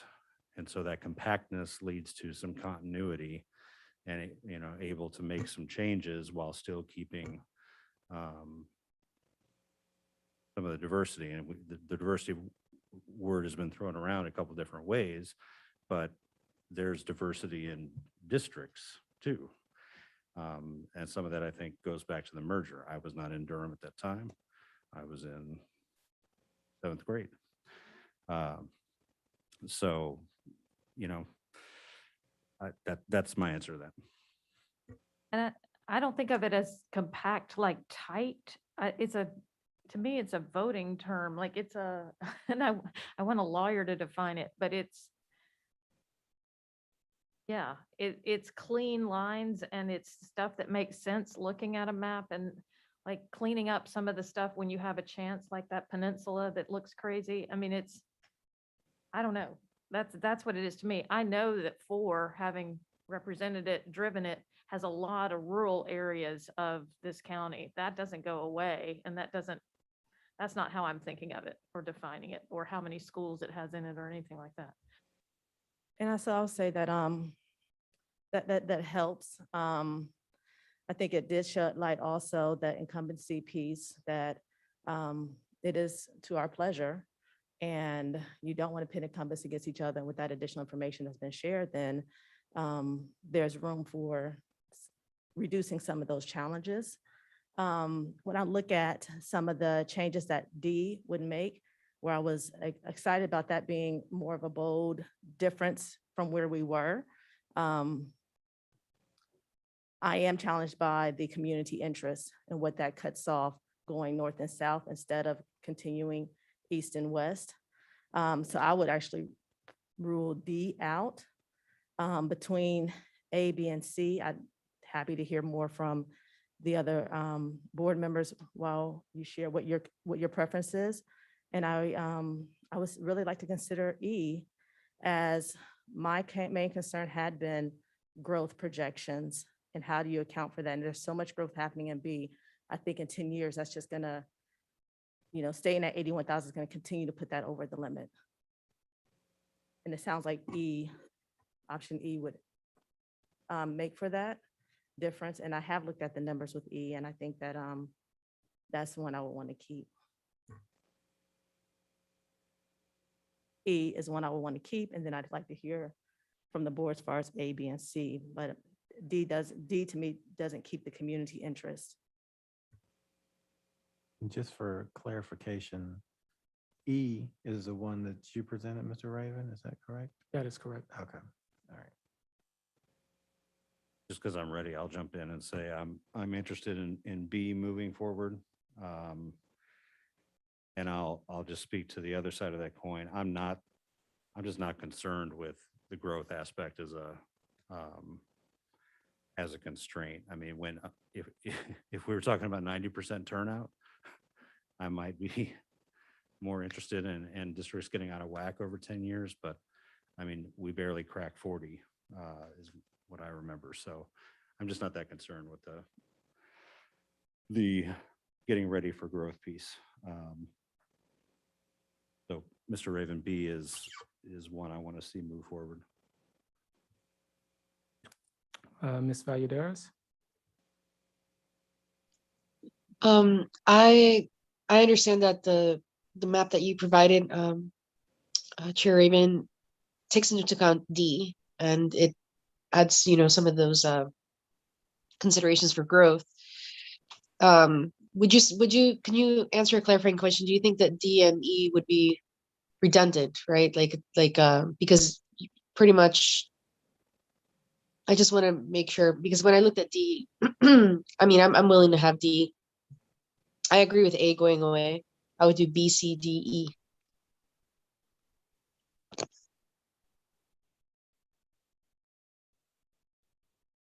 So just to clarify, you are okay with cutting A, is that correct? Ms. Valladares?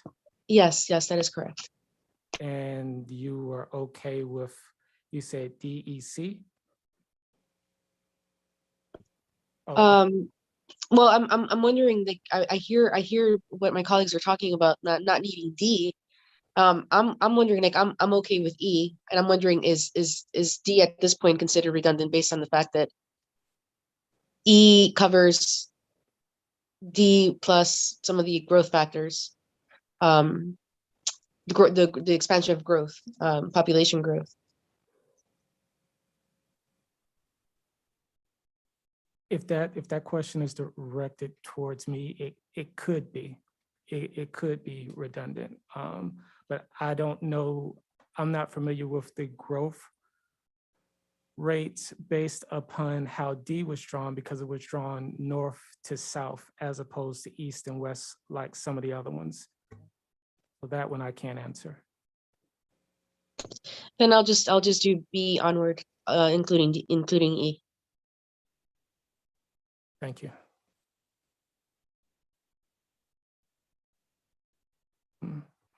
Mr. Lee?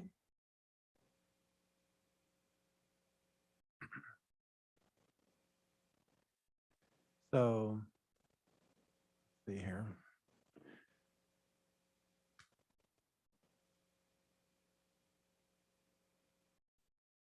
I'm just bringing back up the previous maps as well. I mean, the ones that are in the packet. I think being in 1A has always been a challenge because we're from North Durham to South Durham. And I do like the idea of something of D, just for the compactness of it.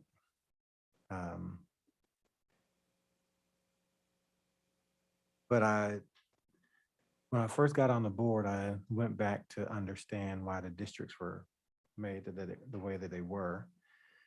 And it was about representation back then. The districts were specifically made for specific representation. And I fear that creating more of the compactness may affect that.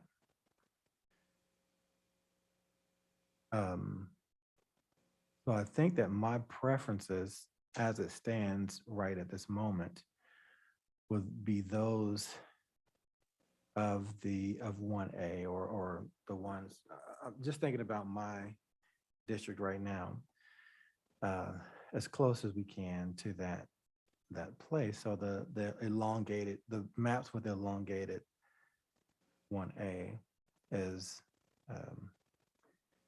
of preference. However, as the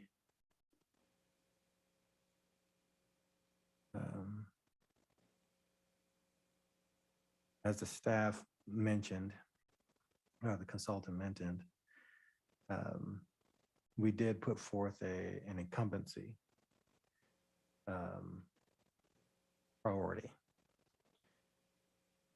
And that incumbency priority seems to stand firm in each one of these. And so I'm interested in understanding a little bit more about the map E that Mr. Raven put forward, because at this time, I live in 23. I'm in Precinct 23. And at this time, I will not be running for reelection. I won't be running for my seat again. So the incumbency piece in 23 should not be a factor in these decisions. This is the first time I'm saying it publicly. So there we have it.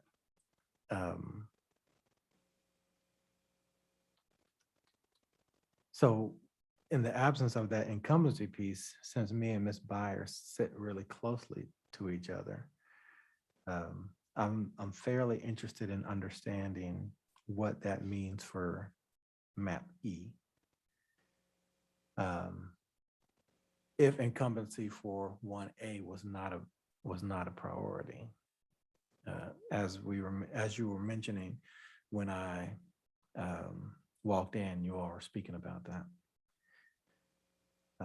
Is it possible, I do have a question, is it possible to not consider incumbency for 1A, but consider incumbency for the other districts? Yes. For that. That may help with the cleanliness of the districts. When we looking that way. So as it stands at the moment, I would be open to considering the elongated 1A maps. I guess that's A, B, and C, and E. But I'm interested in E simply because of the incumbency, the lack of incumbency in 1A. Thank you, Ms. Lee. And just for confirmation, was that D and E for you? No, so I spoke about D earlier, that, because I like how it's compacted. But my preference is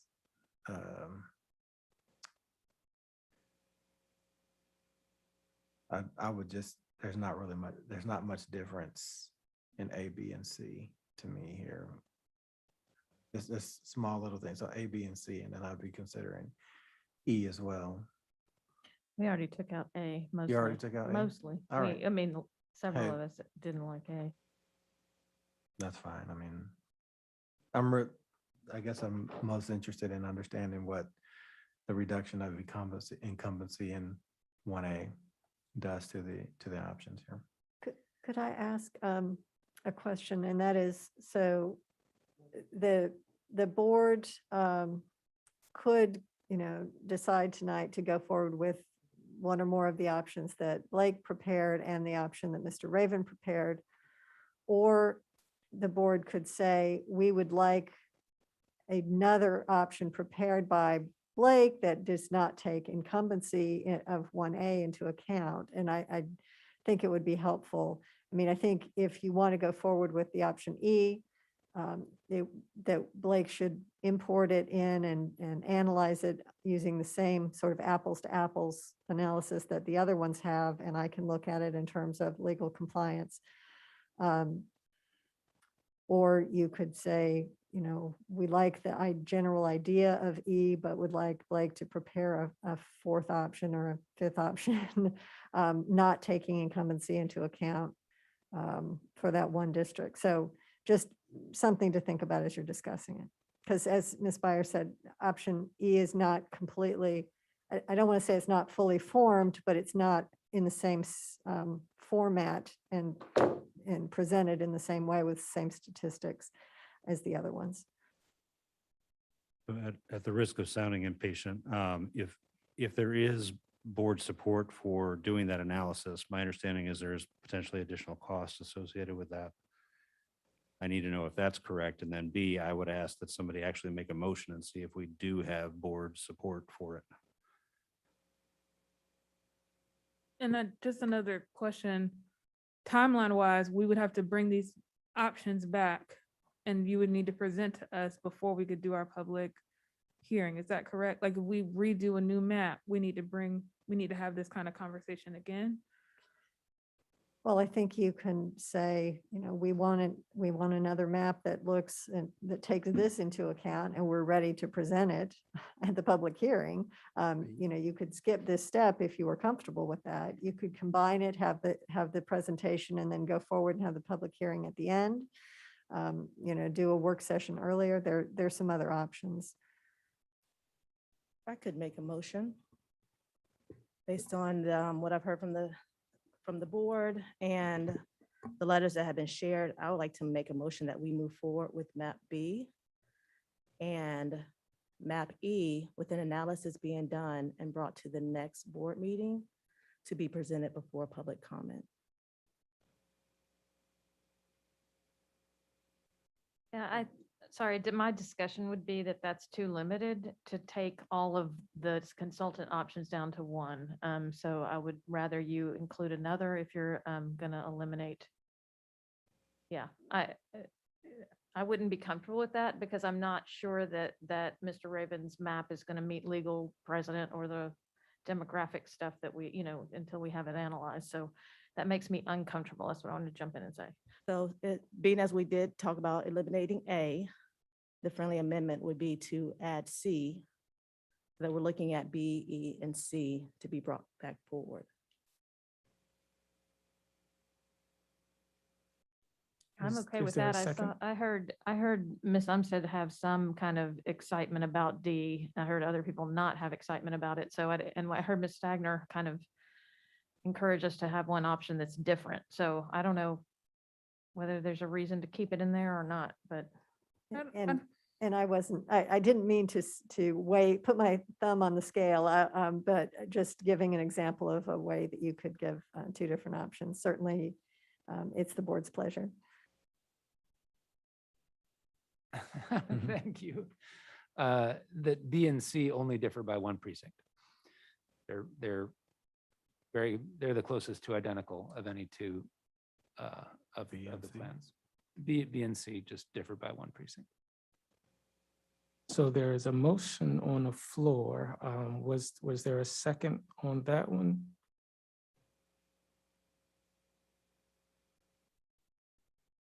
So the motion is that we move forward with map B, C, and E with analysis done on E by the time we have our next board meeting.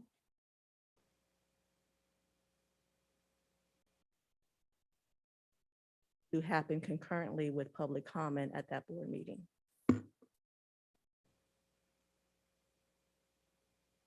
There's a motion on the floor. Is there a second? I'll second it, so it'll go to vote. So it's been moved by Ms. Lewis, seconded by Mr. Lee. We'll go to, well, is there any discussion or any unreadiness? Mr. Yes. Sears? Yeah, as our consultant just shared, if B and C are only different by one vote, I'd rather have it be D, B or C and D and E. So I'm voting no on this motion. Yeah, that's my preference, is that if we're gonna eliminate, that we should just pick one of the B or Cs and and then bring D, because it brings us something different to present to the community rather than a vote, one that's off by a precinct. And I don't know that I'm excited about D. I see their opportunities here. I also see the challenges, but it's the most different. And I do feel like, Ms. Raven, I trust your analysis. I think it's really done well. We need to make sure it passes our legal things. Just in case it didn't, we need to have options that also would be still like give us some different variations. And so having A and B being, or B and C being so similar might not give us a lot of options. So there was a motion on the floor with the first and a second. The unreadiness was over having B and C almost mirror each other with the exception of one precinct switching back and forth. So we can actually either go to a vote on this, or Ms. Lewis, if you would like to adjust it to be either sounded like BED or CDE, we can move forward. Otherwise, we'll go ahead and let this go for a vote, as your motion did get a second. And just adding to the discussion, I still stand where I think South and East, what D splits up, doesn't keep the community interest with our East and West in our communities. And I was adding C as a friendly amendment. So I like to keep it as it is and have it voted up or down. There's one more thing I was going to say about D. Yeah, so just let's see where we land with the vote. Point of privilege. Mr. Lee, go ahead. I think we maybe should ask Ms. Valladares what her preference is so we can understand what direction we're going. Agreed. And we do Yeah, have on record that Ms. we'll look at it. Valladares' preferences was E, B, and not A. But Mrs. Valladares? Yes, I'm right here. I do think we're in one of these conundrums because as we're analyzing more, we're taking into account compactness, we're taking into account, areas of growth and thinking about communities that we don't want to disrupt. And so there's no winning in terms of like picking one that is going to address everything. And if we are going on compactness, I hear, from my colleagues, not everybody cares for it. Some people care for it because that's one of the ways that that there's almost the perception that that there's some level of unbiased ways of having shapely districts. At this point, I mean, I'm just willing to rule out A. I'm willing to leave everything else on the table. All right, thank you. So what we'll do is we'll go ahead and have our vote on Ms. Lewis, a motion, and it was for the analysis of B, E, and C, correct? Could I just have one more point of discussion? There's also still an option of bringing B, a map that has been created that takes out incumbency from you all, and E. Is that correct? From 1A. consultants? Okay. Yes, there is, and I think, I forget who mentioned cost. So for the legal advice, you're getting our regular hourly rate. Blake's fee was a flat fee of $10,000 with additional plans to be $2,500. So if you wanted him to go back to the drawing board and draw another plan, not taking incumbency into account, that would be under the terms of the engagement. We're increasing costs either way, because we're also analyzing this other map. Is that correct? The analysis of Mr. Raven's map would not be an additional cost. That's, that would be included. That may be the best option without the incumbency conversation, because Mr. Raven's map takes out incumbency for 1A anyway. So just for information. So as it stands, there are definitely a few inquiries, but we do have a motion on the floor that's been moved and seconded. We've One- had discussion. Oh, I'm Mr. sorry. Sears. I'm just going to keep this conversation going as long as I can. I just wanted to clarify Mr. Lee's point because we've talked about the incumbency piece, but we've also talked about compactness. So if you did the analysis on B or C for incumbency and you're going to relook at it, I want to see some compactness analysis along with that. I don't just target the incumbency piece.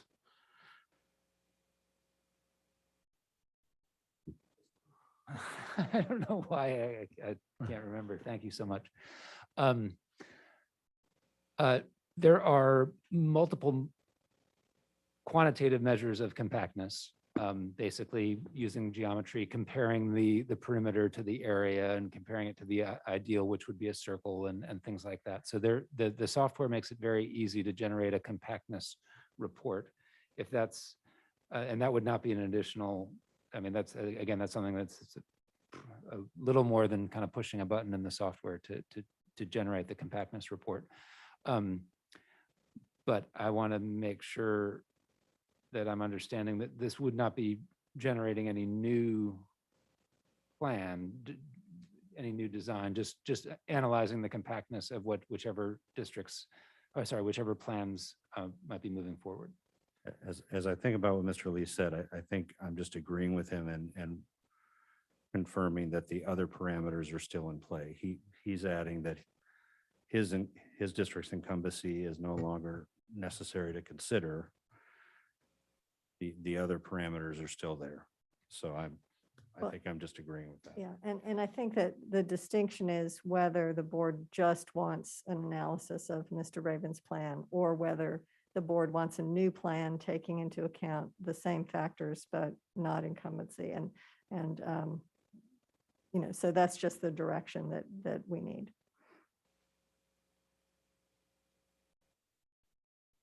Is there any other discussion? Can you remind me of the motion that we're voting? I just, Ms. we're Lewis? at that point. Motion that we move forward with draft option B and C that's been presented, and E, with further analysis being done on E and brought back by the next board meeting. You can currently have public comment. Thank you. All right, we'll go ahead and have the vote if there are no further questions. Ms. Valladares?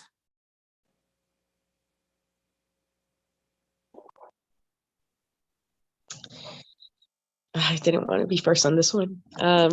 But B, C, and E. I'm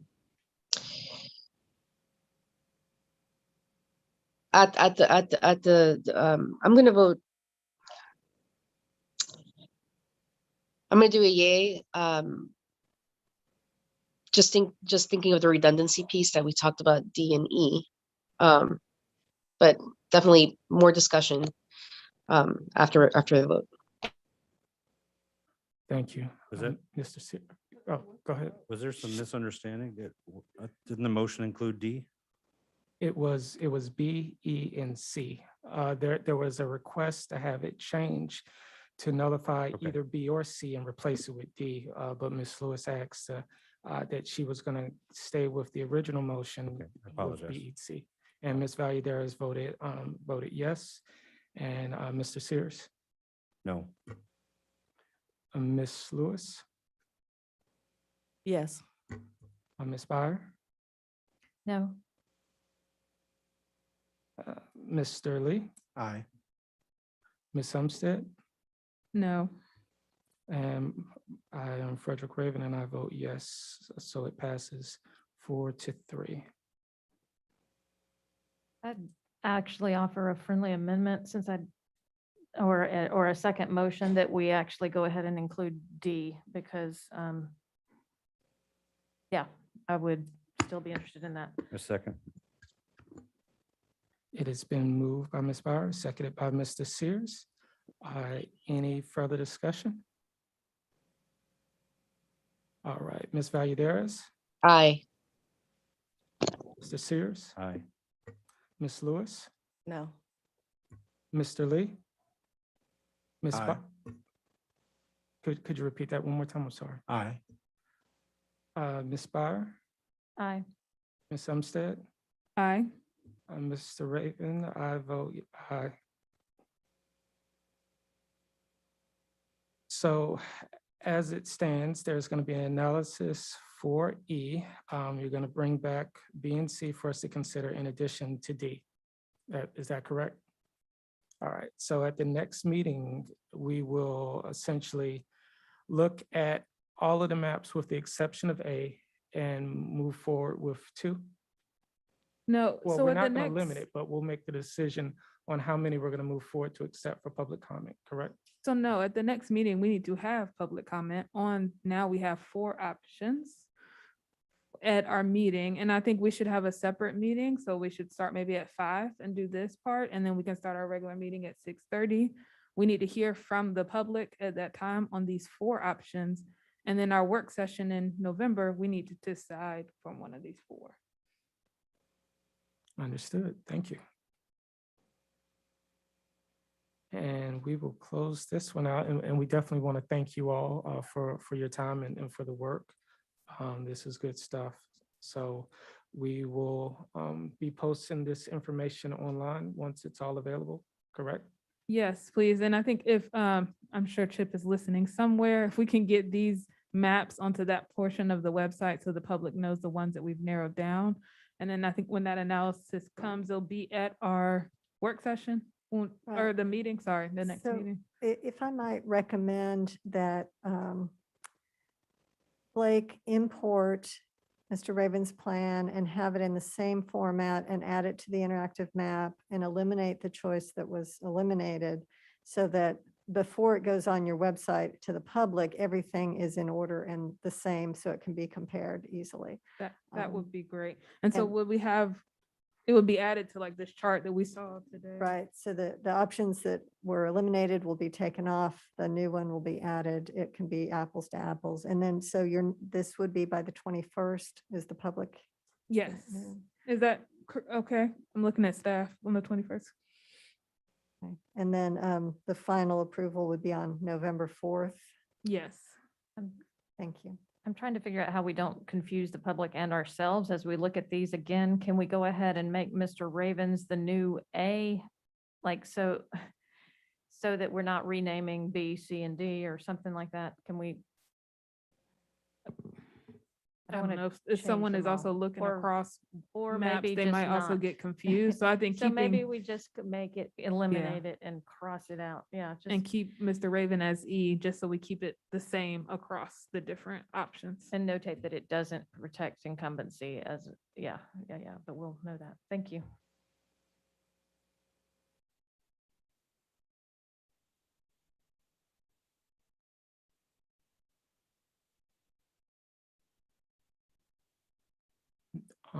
Board, do we need a 5-minute break? Okay, do we have a quick item that we would close this out, the nomination thing? Could we do that real quick? It seems like it would be Yeah. fast. Let's do it. Yes, the next item is 7B, nominations for the North Carolina School Board Association Board of Directors. And we will turn this over to Ms. Yeah. Umstead. So I know Ms. Lewis spoke with board members. She would like to be submitted as a nomination for our district to the North Carolina Association, North Carolina School Board Association Board of Directors. And so we need to take action on that in this meeting so that she can have that nomination submitted. I move that we nominate our esteemed colleague, Javanya Lewis, to the North Carolina School Boards Association Board of Directors. Second? It has been moved by Mr. Lee and seconded by Ms. Byer. We will go ahead and have a voice vote. Ms. Valladares, I vote aye. Mr. Sears, Aye. Ms. Lewis, Aye. Mr. Lee, Aye. Ms. Byer. Aye. Ms. Umstead, Aye. and I vote aye as well. It passes unanimously. Ms. Lewis, make sure you let us know what happens with your nomination.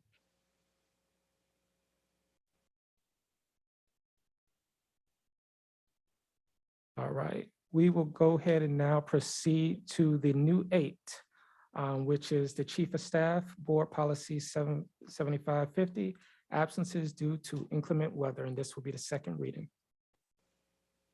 Good evening, board members, Dr. Mubanga, community members. If you recall, this policy was presented for first reading at the board meeting, the last board meeting. And we were instructed to bring it back for a second reading for the board's consideration.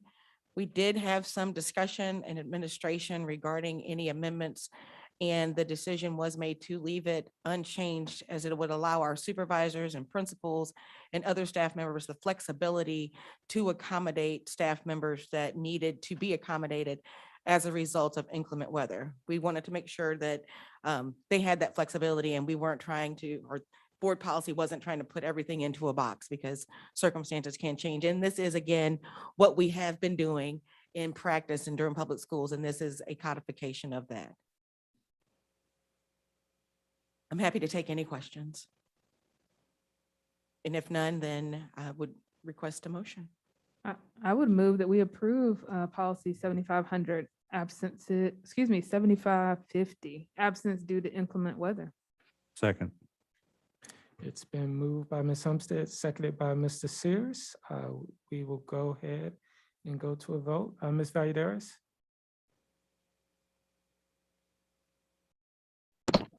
Yes, I vote aye. Mr. Sears? Aye. Ms. Lewis? Aye. Ms. Byer? Aye. Mr. Lee, oh, excuse me. wait. Yeah, I went out of order, sorry. Okay, I'm sorry. Mr. Lee, Aye. Ms. Byer, Sorry. Yeah. Ms. Umstead? Aye. I vote aye as well. It passes unanimously.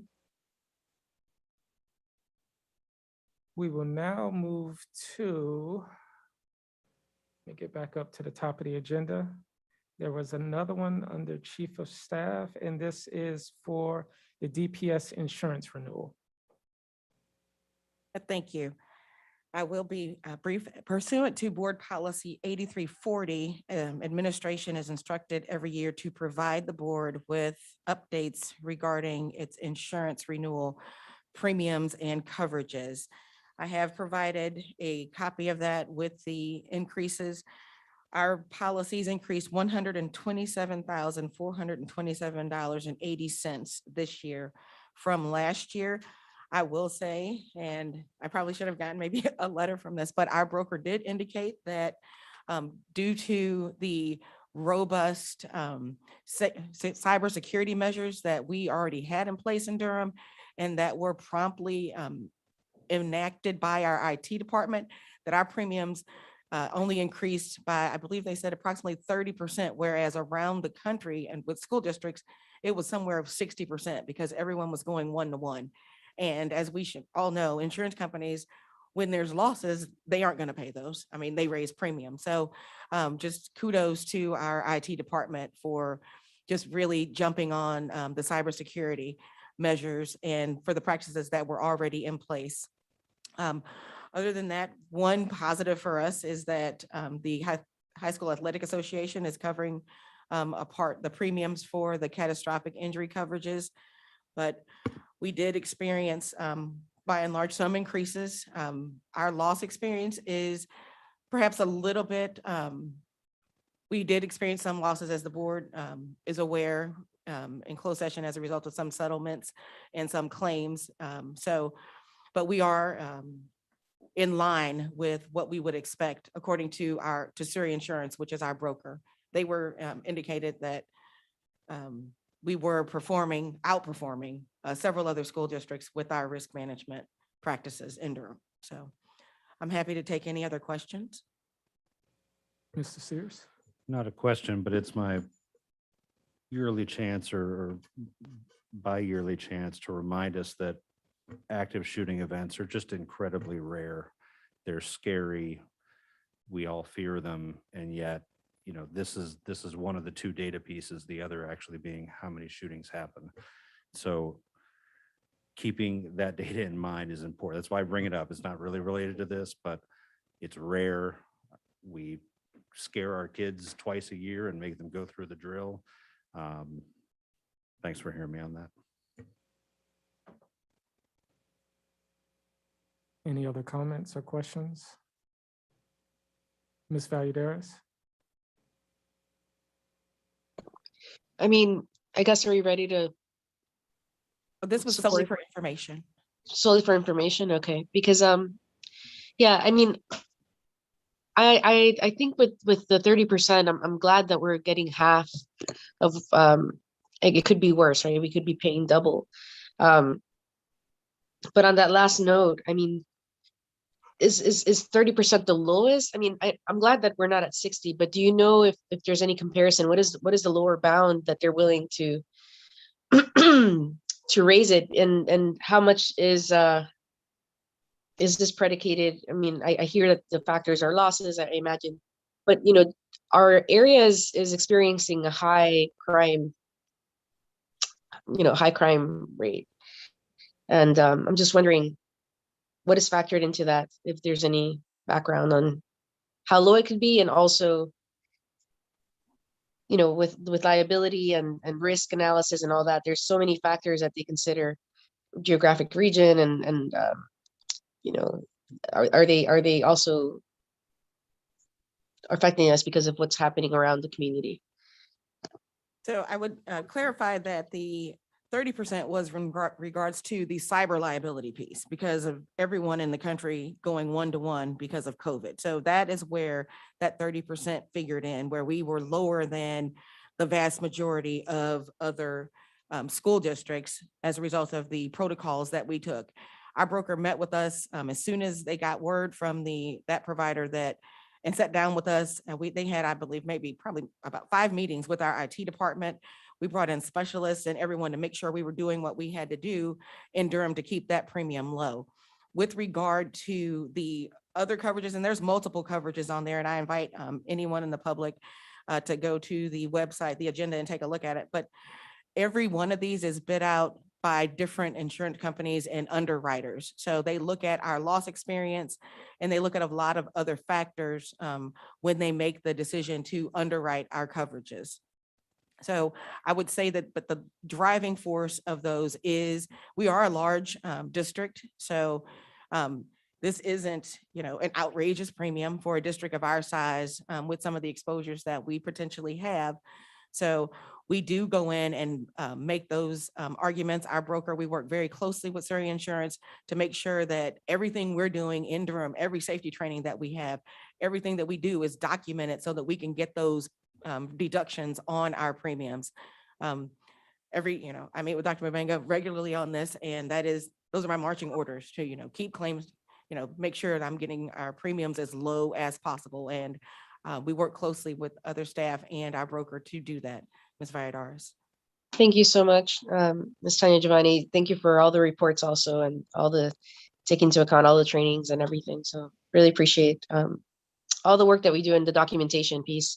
It's so important. We hear it often, time and time again, about the professional development, about all the trainings, about even the SROs that are in our campuses, going through the trainings, with admins and all these different things that are very important. So we ensure that that our district is limiting any unintended harms and unintended risks and losses, as you mentioned. So thank you so much.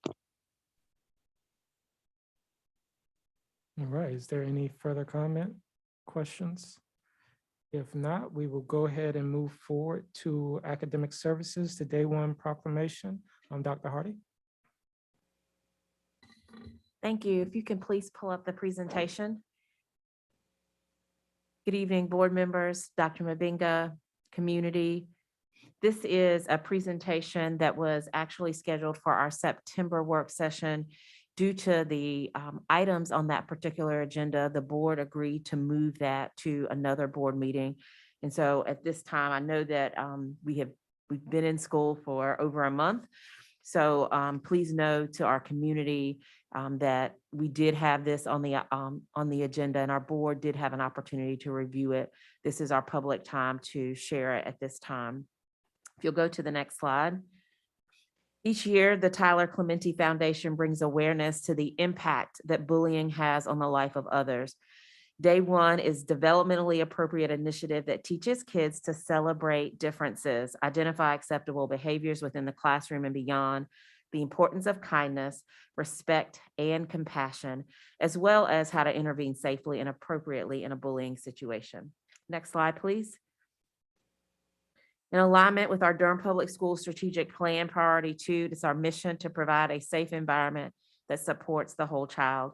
As acknowledged by the board, the Day One proclamation aids in the work to continue to create a safe, orderly, and inviting school environment to facilitate student learning and achievement. Next slide. The beginning of each school year, school communities engage in the Day One pledge. The Tyler Clementi Foundation advised that a person in authority leads by reading the pledge. Often it is our principal and/or assistant principal at our school.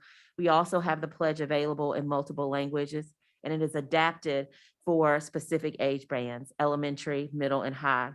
Our school leaders have done this through the school intercom systems, using their student services department, and sometimes at the individual classroom level. Students are able to give verbal confirmation and understanding and sign the pledge online. Next slide, please. 100% of our DPS schools participated in our Day One pledge. Students and families may always seek support from any school official in the event they have any concerns regarding bullying in their child's school. We recognize the internet also by recognized from the International Society of Technology and Education, the ISTE standards. We also make sure that we are providing instruction regarding digital citizenship, since oftentimes now in a one-to-one environment, we may have opportunities for cyberbullying. In addition, students and families may find additional resources on bully prevention, specifically cyberbullying at celebrate.dpsnc.net. At this time, I'll have any questions that the board may have.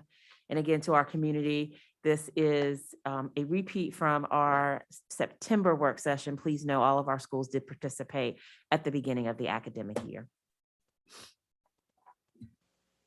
Ms. Lewis?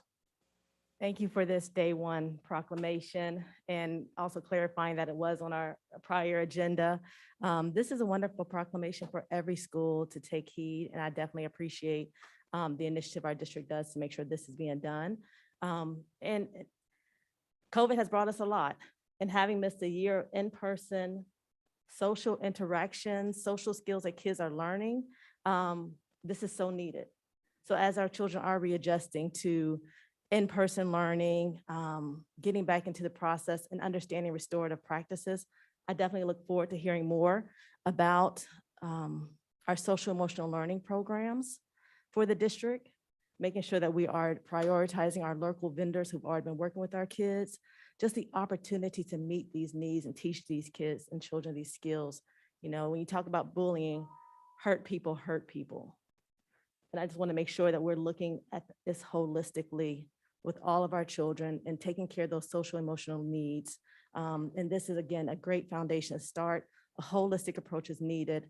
And I just appreciate just the district that we work in to bring this forward. So thank you.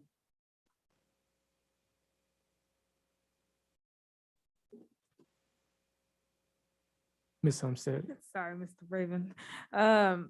Thank you all for sharing this information. I think it was early in my board tenure when I brought it to the school district, and I'm thankful that we have continued to do it year after year. I think it's really important to set the tone on Day One of what the expectation will be in our schools. And so thank you all. Some said I was going to actually thank you because this came from you and your work with Mr. Hickson at Bull City Schools United. And that's grassroots work that you all were doing as volunteers and on the sidelines, and really made a huge impact and still continues to in this district. And, you know, you all ran PLCs for teachers and trainings, and just such incredible work that continues to live on. I hope it lives forever and expands as one of the Durham things, but thank you for your leadership with it. Well, thank you again, Dr. Hardy. We will go ahead and now move to operations with the $1,000. Chair Raven, I Oh, had a I'm sorry. comment Ms. on this one. Valladares, I'm sorry. Go ahead. I just wanted to say how important and impactful this proclamation is, and a lot of gratitude, because I have heard from a lot of parents about the bullying, particularly for a lot of our groups that, have experienced marginalization. For example, so many different groups talking about that. Specifically, a lot of people want us to give visibility and say, what are we doing for the bullying around sexual orientation, around income level, students coming from subsidized housing. We've heard so many different things about, factors of marginalization affecting our students. And I'm so glad that we have an anti-bullying policy. I'm glad that we can actually assert the dignity of every single one of our students in every school. And my thing is, this is a great proclamation. I also want to continue to see the steps towards us, giving visibility to groups that feel invisibilized, who feel like, that we need to continue to foster our culture of inclusiveness, our culture of every child's dignity being upheld. And yeah, so this is a great start, and I'm just definitely hearing from a lot of families about the bullying and what are the sources of bullying. So I'd like the district to consider in those surveys, especially the surveys from the teachers, what they're saying about the bullying and what are the sources of bullying, to do that analysis. Where is that coming from? And if we have to provide more resources around, inclusivity, around education, right, around dignity of every child, and especially those barriers of those factors of discrimination, Title IX, all that. If we can make a little more of analysis and look at surveys to see what are the sources of bullying in our district. Thank you, Ms. Valladares. Were there any other comments? All right, let's go ahead and move to operations with the $1,000 retention bonus for 2021-22. All right, Mr. Reverend and board members, as our CFO is coming forward, Mr. LaSure, I just want to make a few comments here regarding our SR funds. We are so grateful that we've been able to receive roughly about $150 million. But I just want to remind us, and as well as our staff and community as they're watching us tonight, we've been able to appropriate roughly about $65 million for operation, and then about $60 million for academics, as we're able to add a lot of positions. So we have somewhere around $25 million that is remaining. Last year, summer programming, we were able to spend about $10 million, which we are really required by law to offer those programs. And then we're gonna also have another summer programming in the next 2 years. All right, so we really wanna make sure that we are training our teachers, and we're paying $40 an hour. So we're gonna have to put money on the side for the next 2 summer programming that is coming. So we're able to look at the number that we have, that $25 million remaining. That's why our CFO today will be making this appeal to you to be able to compensate just a token to our staff. And I wish we had more than that to be able to do more. So I just wanted to set up that as a tone as our CFO will be presenting those numbers. Mr. LaSure.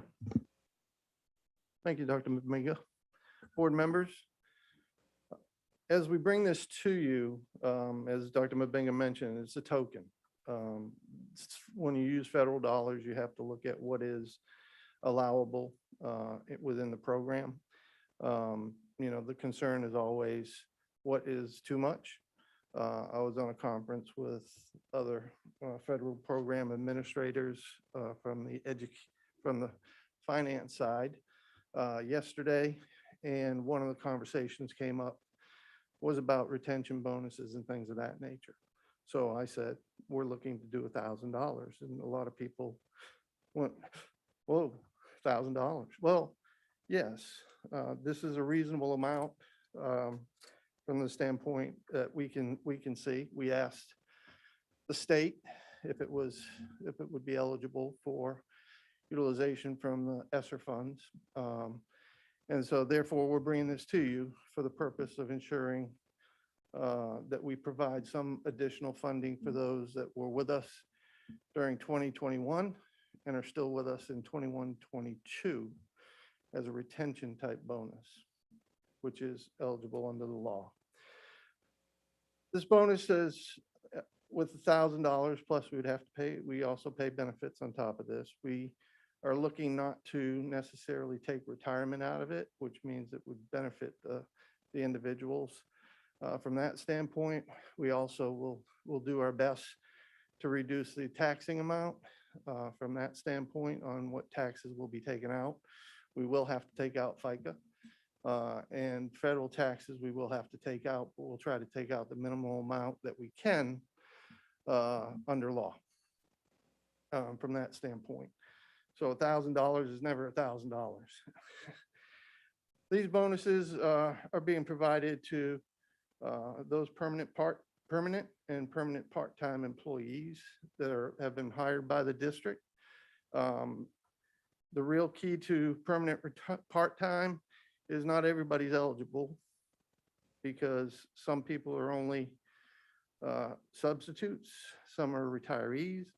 These are not permanent part-time employees as far as the law and regulations go. So therefore, there are some exclusions in this. So it's not all employees, all 5,500 plus employees that we've employed. It are those that are 100%, 75%, 50%, but not everybody across the board. In that regard, anybody that is less than 100% would have to be prorated. The $1,000 would be prorated. So if they were 75%, they would get $750 of that. From that standpoint, we bring this to you based on what we've done in the past that the boards have approved for individuals when we have provided bonuses from your board level. So that we are consistent with what we've done in the past. We bring this to you. This will cost us about $6.4 million of that $25 million that Dr. Mabenga was talking to you about. From that standpoint, it would be a one-time bonus, would not be subject to retirement, and we would minimize the taxing on this bonus. And it would fund about 4,900 of our employees. One of the things that when you do a retention bonus, you look at the point of time. So we're looking at, when we look at permanency in a school district, it's usually 6 months. And for teachers to get their step increase, they have to have taught for 6 months in a year to get that permanency step increase. So we looked at the same policy here. So we're looking January through December, trying to get that 6-month time frame in there. And again, it's a retention bonus, so we want people to stay with us.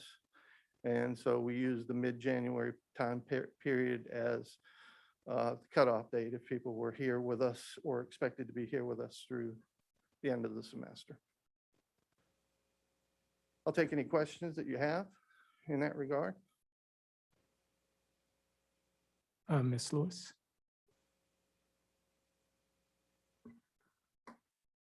I'd like to just thank the administration for bringing this before us and thank our educators for all the hard work and perseverance during this time. It really does take courage to keep showing up with all the changes we've been through. I appreciate you giving insight to where other districts may have been and the amount that we're offering and the overall, the 6.4 million. My question is around the retirement, mid-January being a cutoff. And I know you say retention, but I also hear perseverance for the 18 months. I want to hear a little bit more about the cutoff and if there's room to, because I guess the other question is, and this may be for Dr. Hussain, is there typically an uptick in retirements at the end of a calendar year that is typical? And if we're doing this as a retention and appreciation for the past 18 months, is there room to consider that cutoff? I mean, we have retirements all through the year, but one of the characteristically high months is February 1st, effective date for retirements. We have had a few individuals who rescinded their retirement to move it to February 1st in order to get the bonus.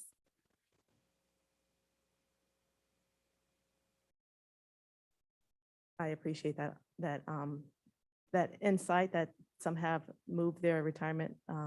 My mom is close to retirement, and I know she's looking forward to her date. So I would like to just ask the administration if you would consider if this is what this bonus is for. Is it retention, or is it also the perseverance for the past 18 months? And if we could consider it throughout the year, how would that impact us? And I think part of our discussion also is because this is federal funds, what is specifically mentioned and recognized there is related to perseverance, to retention. I don't think there's any language that I recall reading regarding perseverance. And so that was some of it. It doesn't mean that we can't make it work, but that was what our focus was in the design, but we can definitely go back and look and consider and see what we can do. Thank you, Dr. Lassan. Just a clarifying question here. Do you have any idea how many folks may retire by December?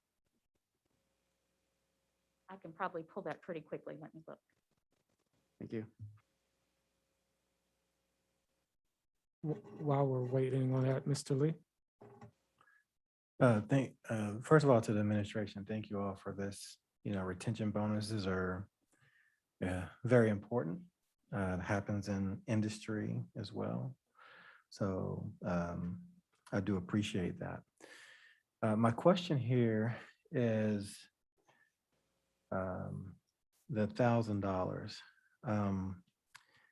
I know in some situations, some companies I've been in, when retention bonuses were offered, the amount of your retention bonus, if it was $1,000, $1,000 would hit your bank account, right?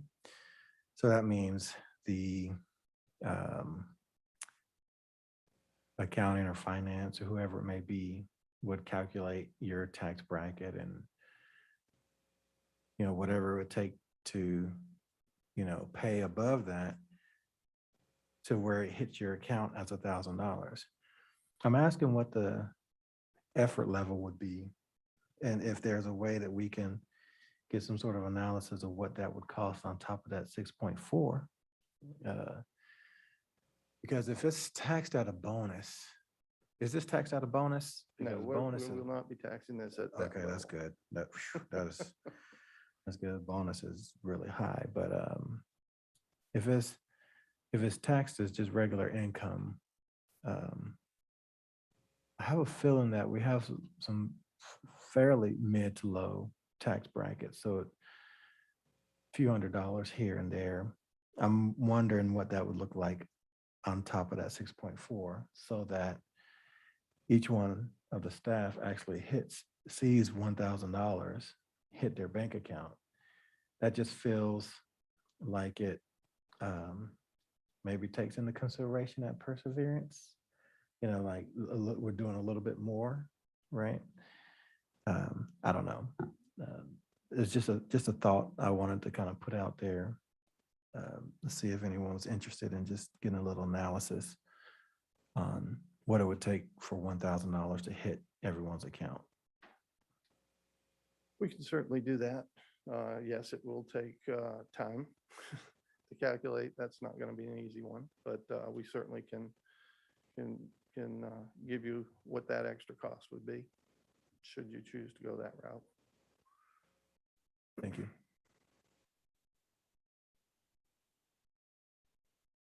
So I'm also appreciative of all of y'all's work and your analysis. I know you've struggled with this a lot.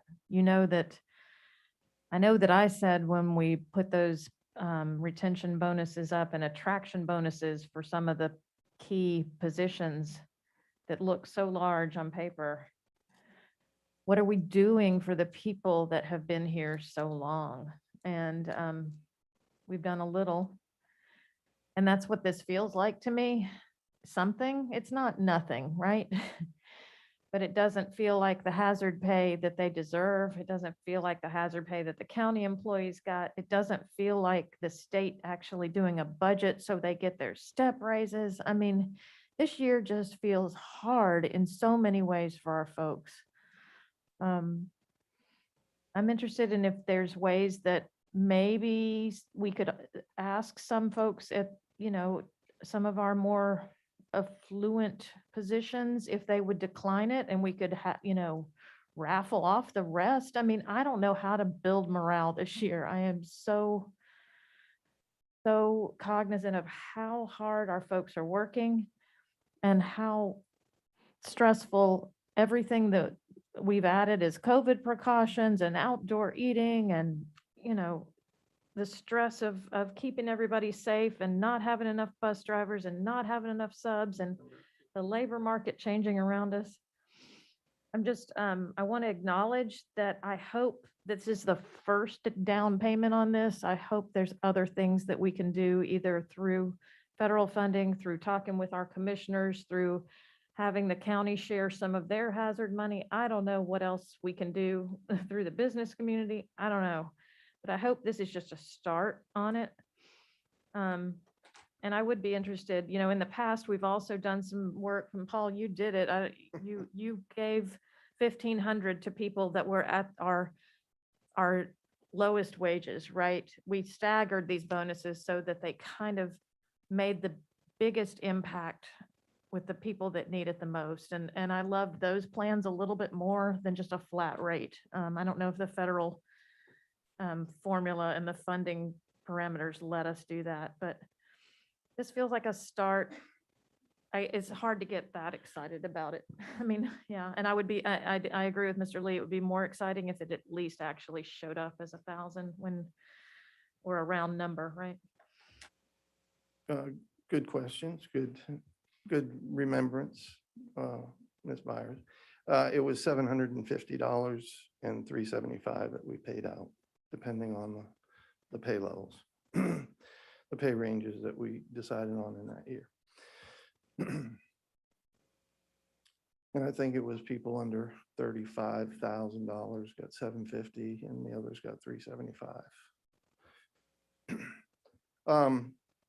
Dr. Lassane came to me and said that between October 1 and December 31st, there's 22 retirements that are in place at this point in time.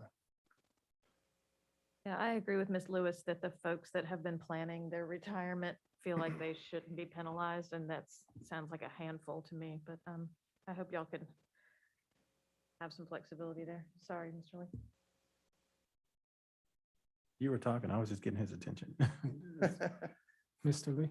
Yeah, okay, so, all right, so some preliminary numbers here. Just, I'm only doing this because I would love for us to put a charge forward. So let's assume 30% for taxes, right? The tax bracket would be about 30%, right? That means, so for the 6.4 million, if we do 130%, that equals about 8.3 million, right? 8.3 million. Is that something we can do? Because that would put 1,000, that's an oversimplification, but there's going to be few above, few below. Yeah, That's probably an average. We'll have to, we can do the analysis and get that back to you. We'd love to have the exact. Yeah, numbers. I understand that. I'm just, what I'm, But see, yes, the what I'm logic is hoping, right. what I'm hoping to get here is an approval of the board to, we could get those numbers, but put like a cap on or something. I don't know, something to charge the administration to try to do this and understand generally what it would cost. And I come to 8.3 million. And I'm asking the administration, do you all feel that if it was 8.3, 8.5, is that something we could handle with our funds? Yes, we could. Okay. We would have to rearrange some other projects that were planned, but we still have 2 years to go, so. Right. Okay. Ms. Valladares? I am super, super grateful for, the consideration and the bonuses that we're giving our staff. It's definitely not commensurate with all the work and all the efforts. And this hard year, this pandemic that has been so hard. So I'm definitely supportive of ways that we can make that number, more than less.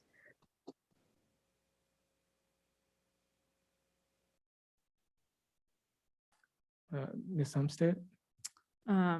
We know $1,000 isn't enough to really show our appreciation, our gratitude for everything that our educators have done this past year, 18 months, however long now. I feel like COVID has dragged on. I support getting as much money as we can to our folks and balancing our budget. Will additional analysis push the timeline back? I think we were aiming for Thanksgiving. I want to make sure that folks are able to get their funds before the holidays. No, it will not. I Okay. mean, we can do that tomorrow and provide what that increase would be. Thank you. And then my next question would be, I would love for those 22 retirees, may not fit in that federal money, but that feels like something we could absorb using some of the fund balance, so we can make sure that we honor them for the work that they have done as well. I know money is important. I think our bus driver came and said it answers all things. But I think the other thing I want to make sure that we think about in retention is that we're continuing to promote a culture that people want to come work in.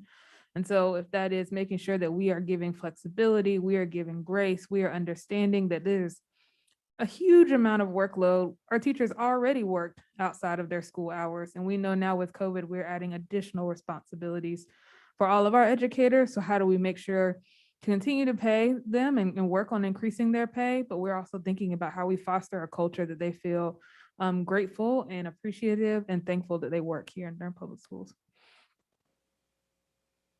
So I'd just like to go on record saying that I second all of our comments. Ms. Byer, I agree. I wish that there was a way that we could actually afford, and the key word is to afford, to be able to give them more. And Mr. Lee, I agree, it would be nice to make sure that it's $1,000 that actually does show up. The one comment that I'd like to make, and this is, please understand, this is not made to ruffle any feathers, but I also like to always make sure that we're using every incentive that we can to focus on some of the work that's being done within our district. I believe it was the work session in September when we were talking about the vaccinations. I mentioned there that we need to be able to figure out a way to incentivize our staff to be able to participate and to be engaged. And I would love if we could, one, use the survey being filled out, whether it's online or whether it's written, to be one of the requirements to be able to get the $1,000. That, I don't think that's a hard task. The other thing is, I think that everyone that has already received their vaccine should be able to get the $1,000. And then assuming that everybody complies with the testing, that other group would be able to get the $1,000 as well. And this is not to necessarily try to penalize anybody, but we don't have a whole lot of options when we're looking in ways that we can really be able to engage our staff and make sure that everybody's on board. We want to make sure that we show appreciation for everything that they've done, but we also want to make sure that we're focusing on our public safety. And I don't want a few weeks or a few months later, people start asking us, well, why didn't you just make them, get a vaccine so they can get the $1,000? That's not what I'm pushing, but to actually push compliance with how we're able to protect the people in our buildings. So I just wanted to kind of mention that to the board as well.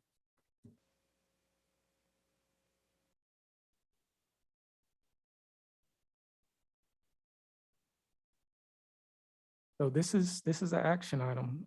So I said I'm trying to think of the right motion with all the analysis that we asked for. So I would move this item, $1,000 retention bonus with analysis to see how we can get it as close to $1,000 for everyone as we can, as well as including our retirees using different funds. I kept it right.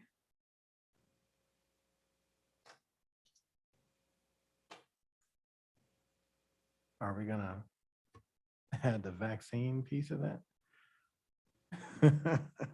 I think I like the idea, to tell you the truth.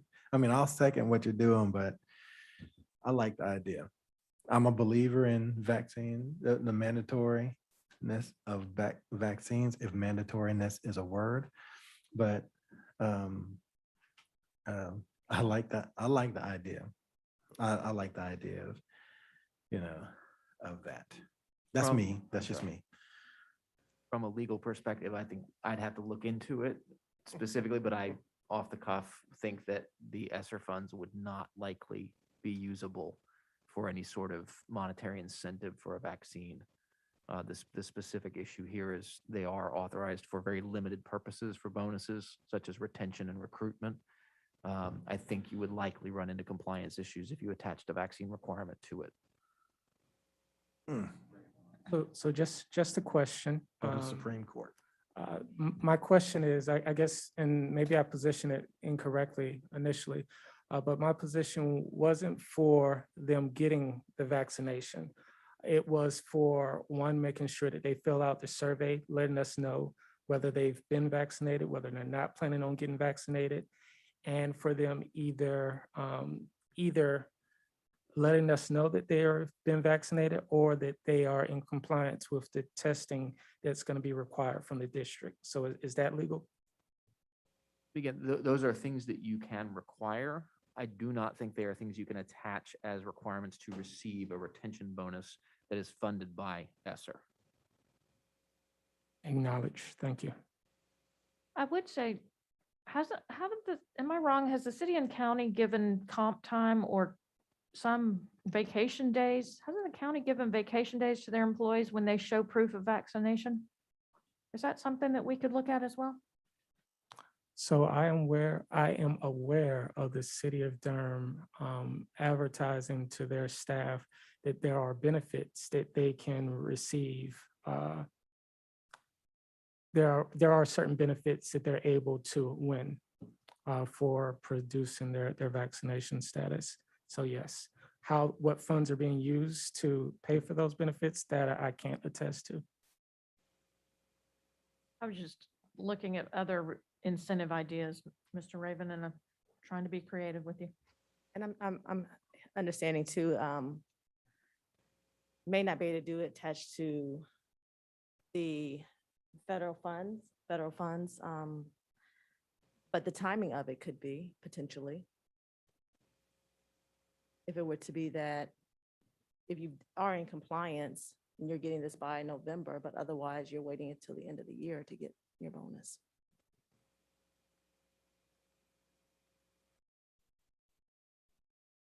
Because it would still be required though that you get the vaccine? No, same thing that Mr. Raven said, not required to get the vaccine, but to show proof of your status and to be in compliance with the testing. But I think that still attaches a action to. Release the funds. Right, and what we're saying is that for the federal funds, if I'm correct, you cannot do that. You can't tie an action to it.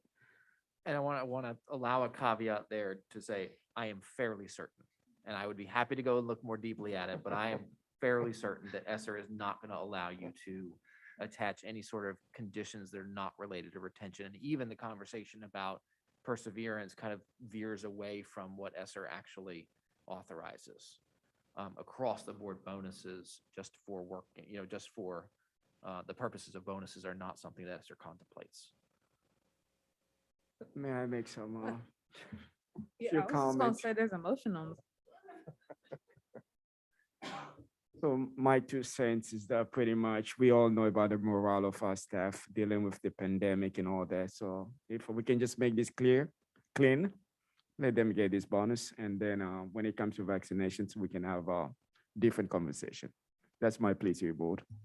I second your motion, Chair Umstead. It's been moved and properly seconded. We'll go ahead and go to the vote, but could we please restate that motion?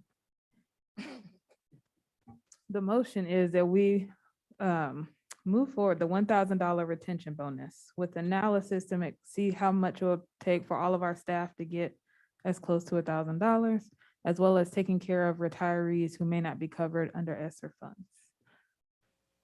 For clarity, are you moving approval of the bonus or moving for the analysis? Because that's going to change the amount of money that you're approving. I would like to move approval of the bonuses. We can get know how much we spent as an update. All right, any further discussion? If not, we'll go ahead and go with the voice vote. Ms. Valladares? Clarification, it's just bonuses, not an ascribed amount, right? Because we're leaving that open to administration. We're just saying bonuses. We are approving the bonuses.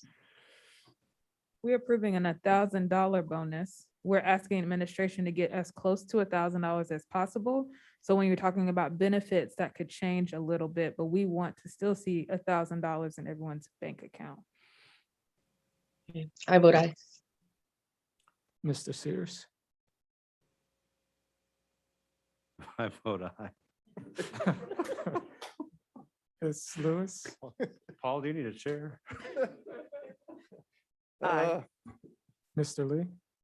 Aye. Ms. Byer? Aye. Ms. Umstead? Aye. And I vote aye as well. Thank you. All right. Thank you. Thank you.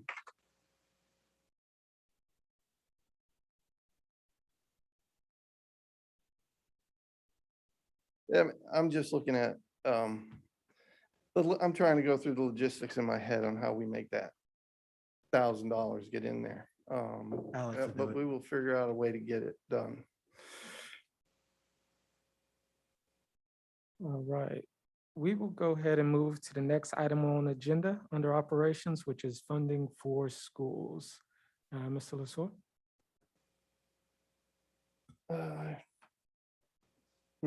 Hope this one can be a little bit easier. Start off with that. Administration is looking to provide schools with some money that they can do some creative things to incentivize their teachers, incentivize their students. We've done this in the past. We provided money to the schools, putting it in their bank account so they have a little more flexibility with it. From that standpoint, we look to provide $20 per ADM. We anticipate this costing about $640,000 of ESSER funds to make this happen. The fortunate thing is we do have ESSER funds, and we can provide funding to schools for the purpose of doing whatever it takes to get back to learning and energizing staff and students. Move approval. Second? It's been moved by Mr. Sears, seconded by Ms. Byer. Any discussion? Mr. Lasore, how soon will they see this money? Since it seems more straightforward than what we just made you do. It'll probably be sometime next week. Great. Ms. Umstead? Yeah, Ms. Umstead.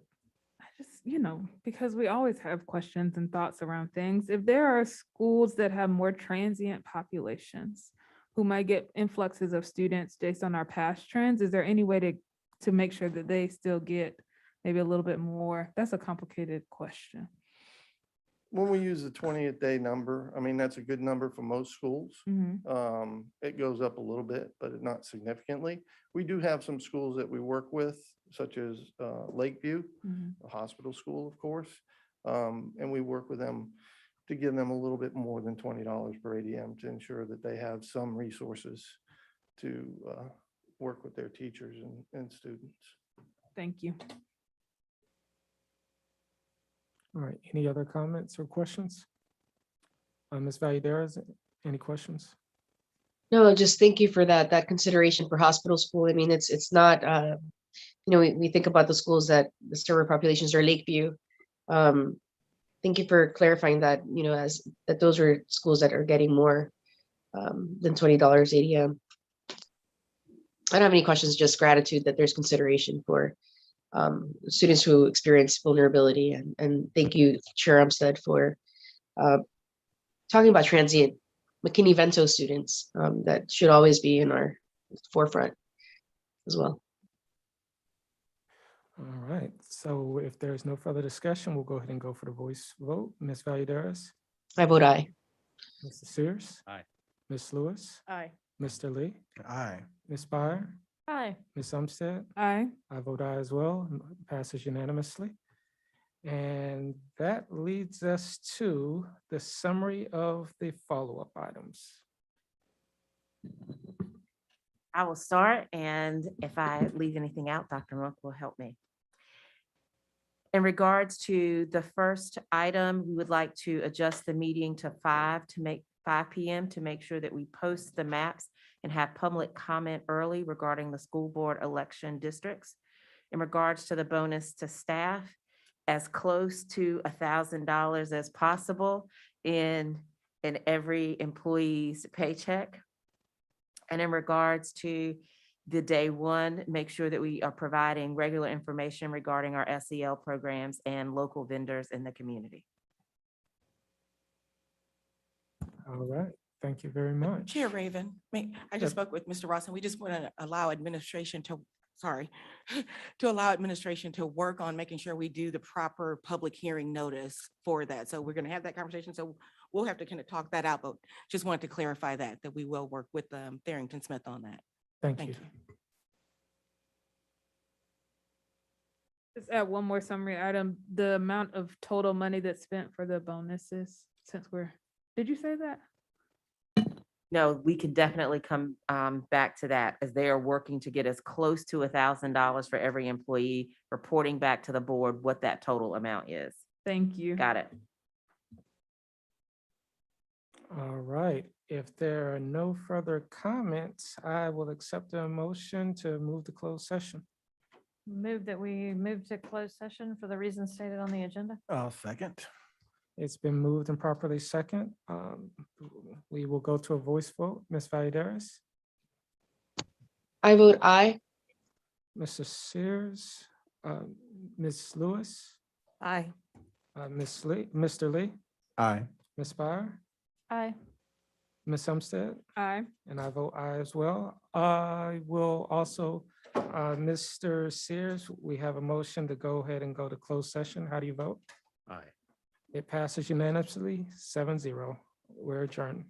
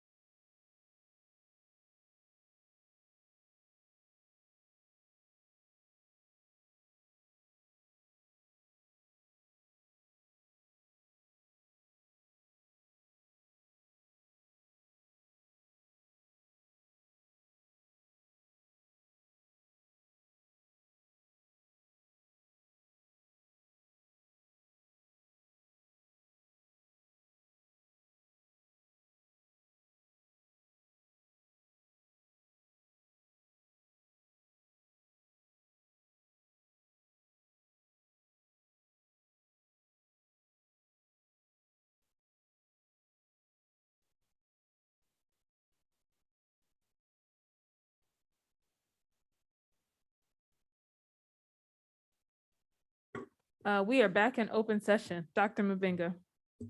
Madam Chair, I'm here to seek your approval for the personnel report as discussed at the closed session.